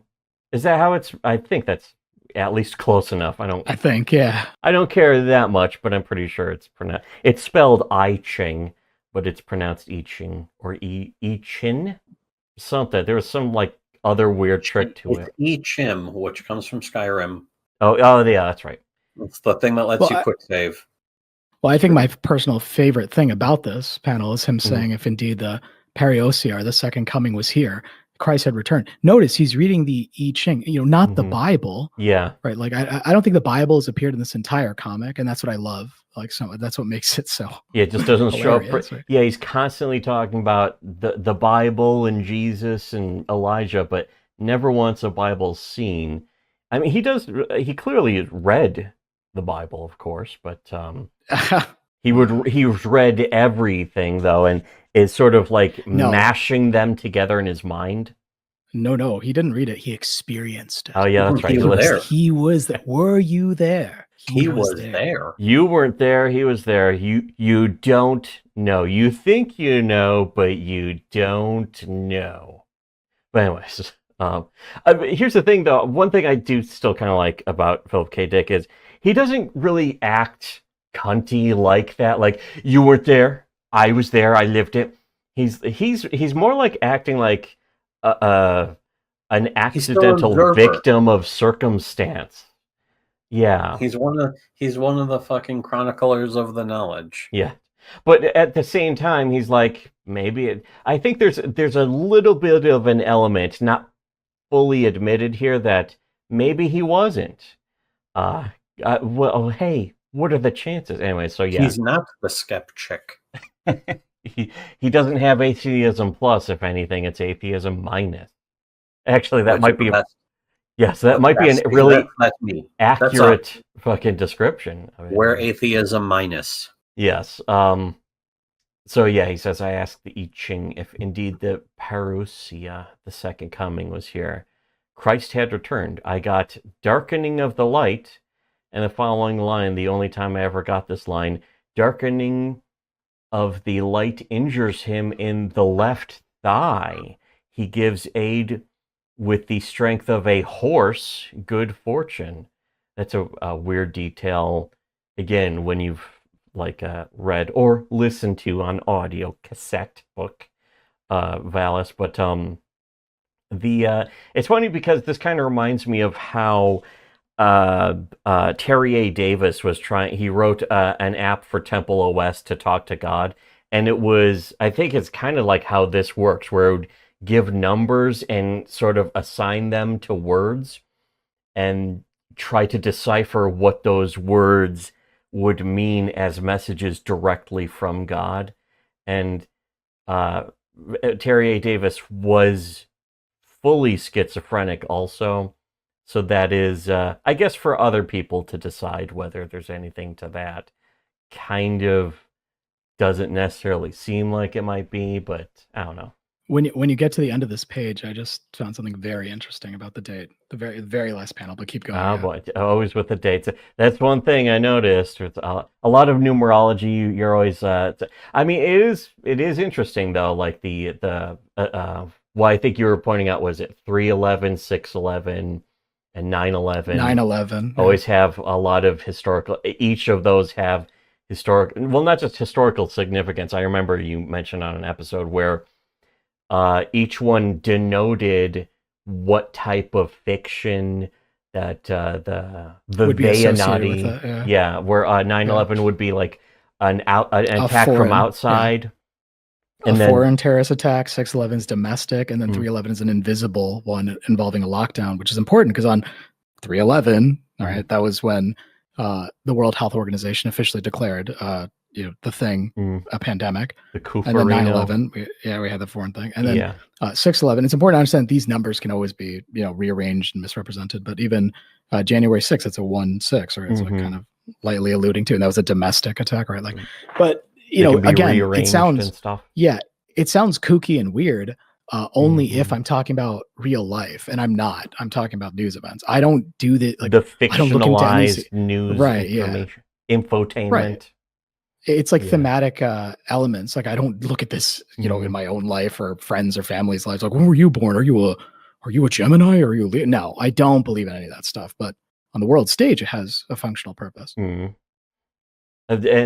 And your point about that specifically is that not that you're noticing the dates, but that the Theyanati or whatever intentionally choose those dates just to be like, here's when we're going to do this, which again, it does sound crazy or something, but it's for anyone to consider. I just, whatever.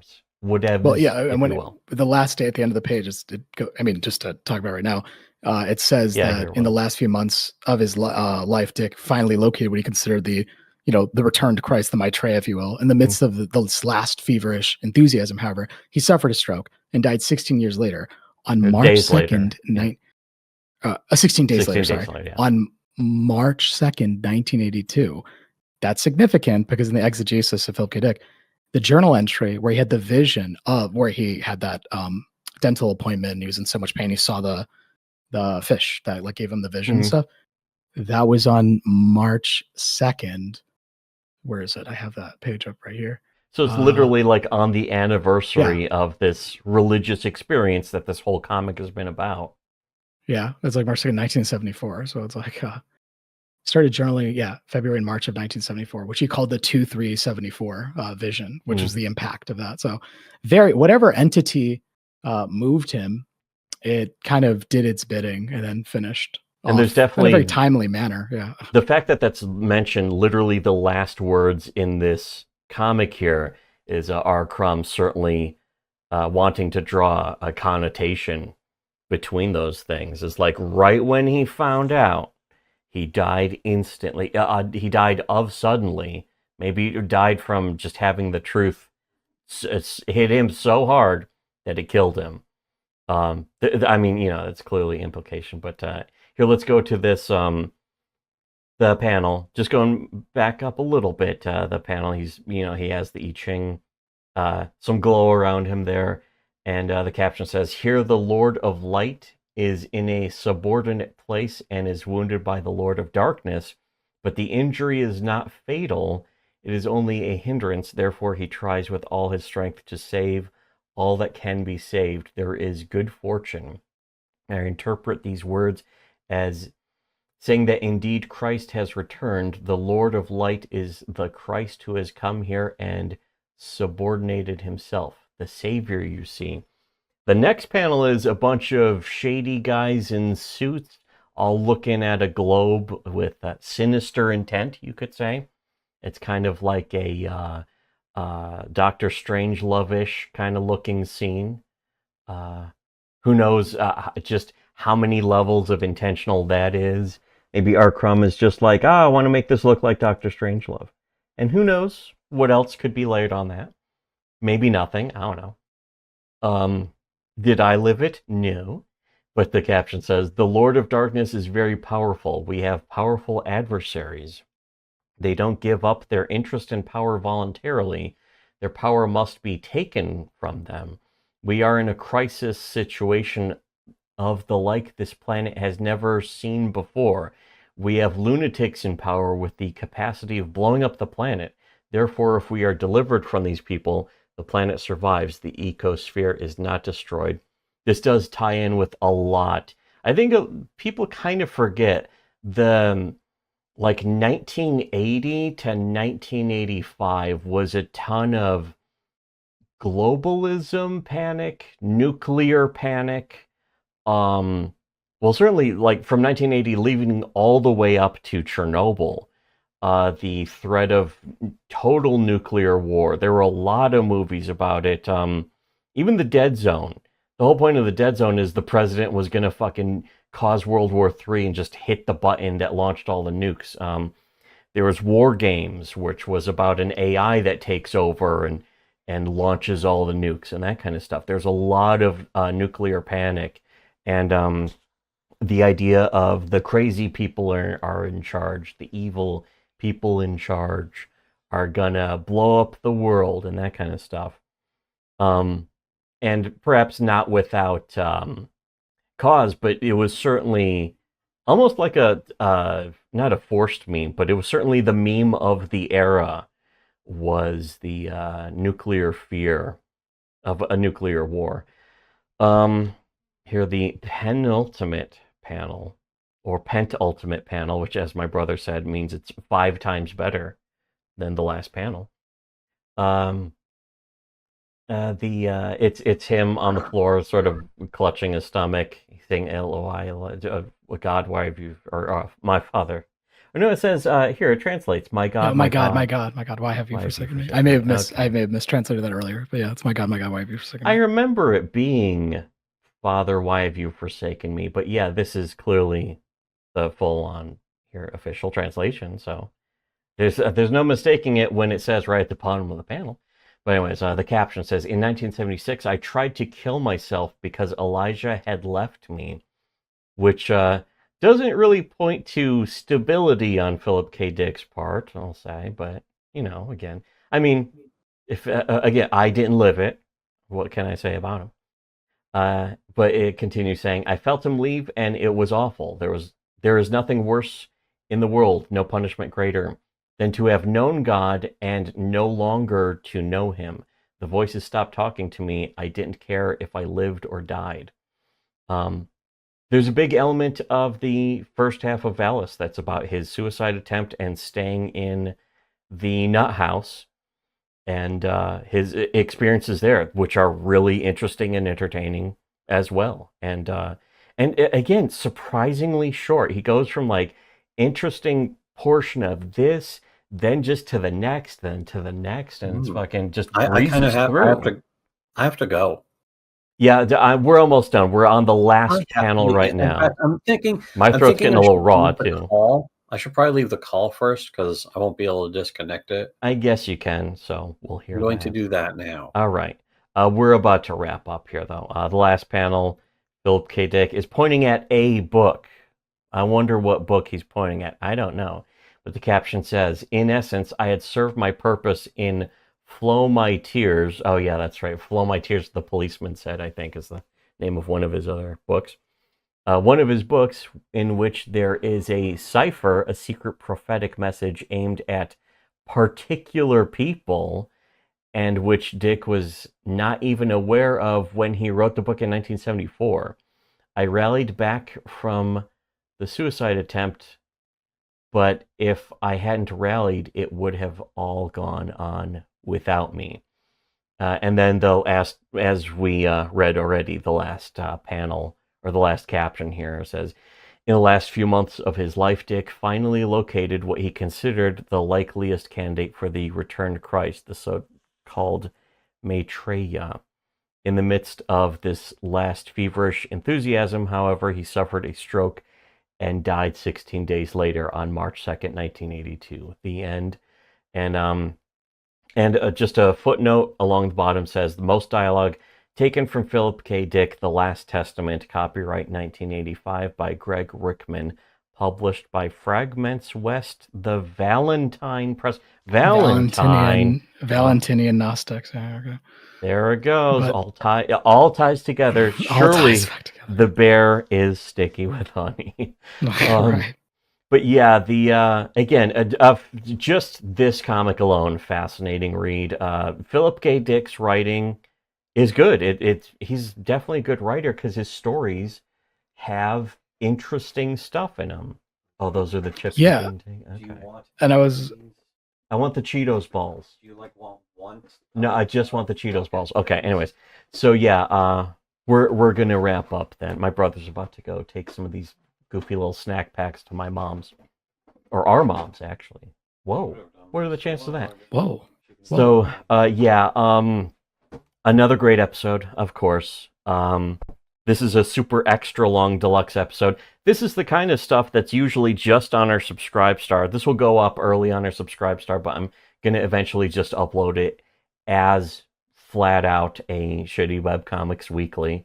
One of the few good webcomics we actually usually read good webcomics on Shitty Webcomics Weekly, actually. And this is one of them. I guess not really a webcomic, but close enough. I was gonna, when you guys were talking about like adaptations of Philip K. Dick's books, one of them I wish was adapted was The Three Stigmata of Palmer Eldritch. Very well written and very creepy and weird. It's like this old future where instead of VR, people use doll houses and take drugs while looking at this dollhouse, and then they imagine themselves inside of it. So again, that's very trippy and weird. Yeah, one of the this comic alone has a lot of those aspects of like trippy, weird kind of like it's like a head trip without having to do drugs. It's like, holy shit, that's bizarre. And I want to read that book. I did. I have. It's funny. Do Androids Dream of Electric Sheep is a lot less dramatic than I thought it would be. And it has a pretty anticlimactic ending, but in a way it's perfect for the story he was telling. That like in that, Decker's married to a wife, and he actually wants like an actual electric sheep, because collecting pets was a status symbol, like having a cool car or something. Well, I will say, like as a weird fiction writer, it's not like the best prose, but it's the ideas, the concepts that are in his fiction that are always clearly why it's so widely represented in. And he in does our nail Hollywood system today. Yeah, he nails them out. And one, I think, a very underrated aspect of him is that he makes the ideas clear. Like it's not like head trippy. Oh, yeah. It's like, what is happening though? It's like it's very like plainly stated as clearly as he can, and he that's not easy to do. Sometimes that takes a lot of rewriting. It's either talent or you got to just go back and be like, okay, wait, this doesn't make sense. I gotta refucculate this, as they would say on the Trailer Park Boys. But if we're gonna take his experience at face value, an entity he basically channeled a lot of this. So a lot of the specific details, being outside of his field of expertise, yet being so internally consistent for his fiction, kind of suggests kind of like whatever that Holy Spirits, plural, interesting, right, was working through him. Curious, right? There's certainly, and I mean that's definitely the not just the implication. That's pretty much what this comic and his statements here are saying, is that it is real.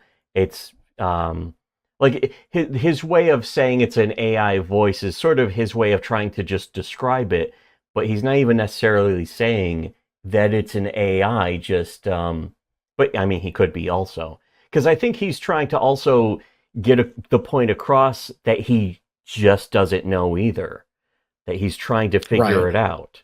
And he's an instrument, a vessel. Yeah, exactly. So again, this it's just really good stuff. Again, for like a 15-page comic, it just R. Crumb really nails the art side of it, and the Philip K. Dick just like doing an interview just is just really entertaining and fascinating. So it's a great combination. And I consider this one of the best comics I've ever read. And it's just a little mini comic that went into issue 17 of Weirdo. So again, you never know when you might find, like, it kind of reminds me of, I think it was called Creasy. It was about the 100 Years' War. And it's just the story of an archer. It was a comic book. I think Warren Ellis wrote it. Maybe it was Garth Ennis. It seems more like a Garth Ennis kind of thing. But it's just about an archer telling about the skill an archer has to kill people with just these two fingers, as he puts it. And it's just like a 20-ish page comic about, the 100 Years' War, England versus France, just for generations, basically. And it's fascinating, and it's just really short. And it's like, well, damn. It doesn't have to be like an epic length to really to be fascinating, and I think that's great. I think that's an underrated aspect of writing and storytelling and all that kind of stuff, and comics as well.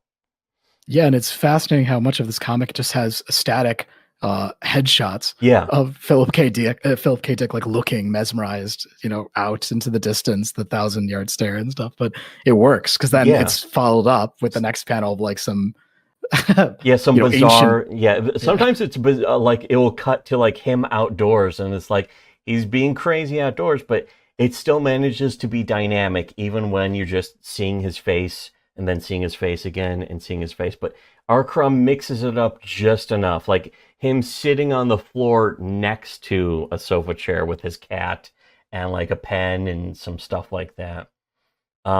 It's great stuff. Once again, thank you for being on. Thanks to Leo for being on with me. Thanks for having me. Fantastic episode. This one was great.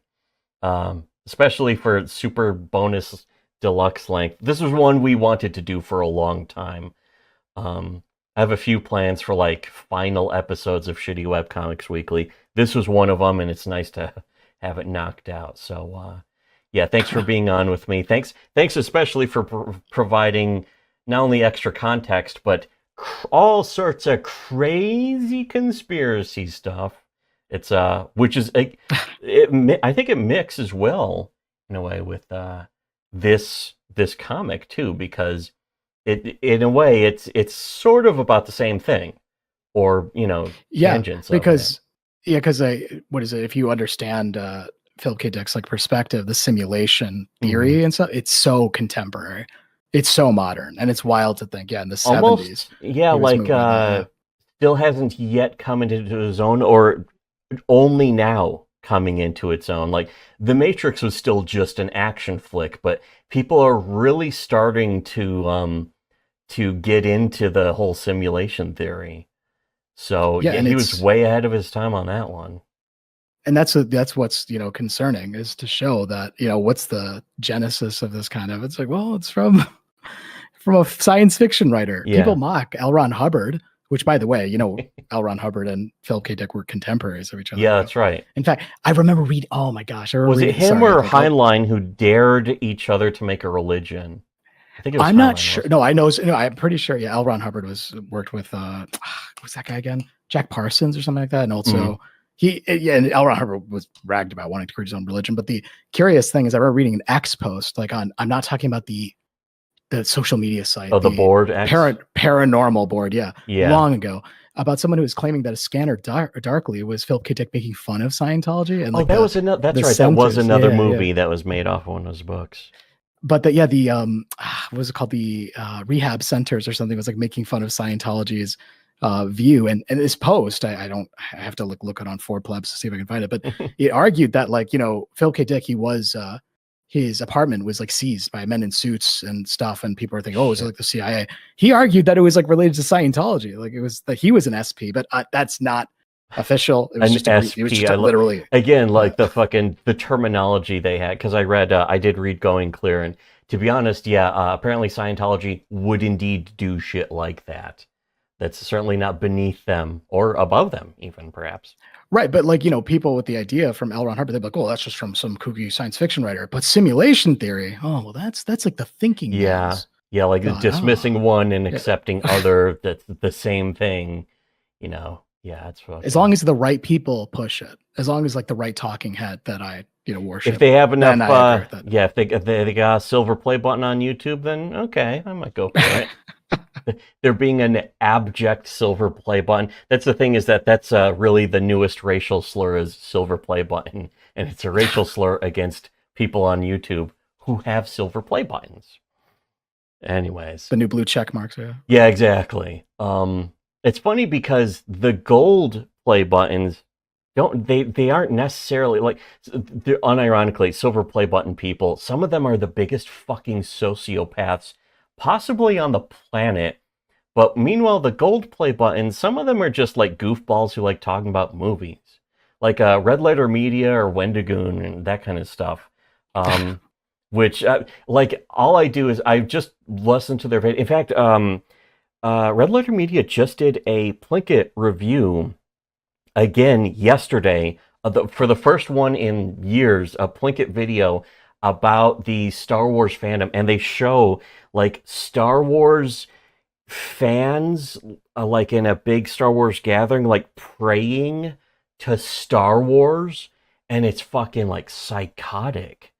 It's really bizarre. I would actually recommend watching it because it like nothing looks creepier than Star Wars fans. But then again, fans that's just how fans are. We saw this with Rick and Morty already. We saw it with Star Wars before this. Fucking superhero fans, Comicsgate really is just that level of fan, and all those YouTubers that are connected. So it does all tie together. The bear truly was always sticky with honey after all. But all right, one last time, thanks again for being on with me. And my brother's out, so I'll just do the sign off.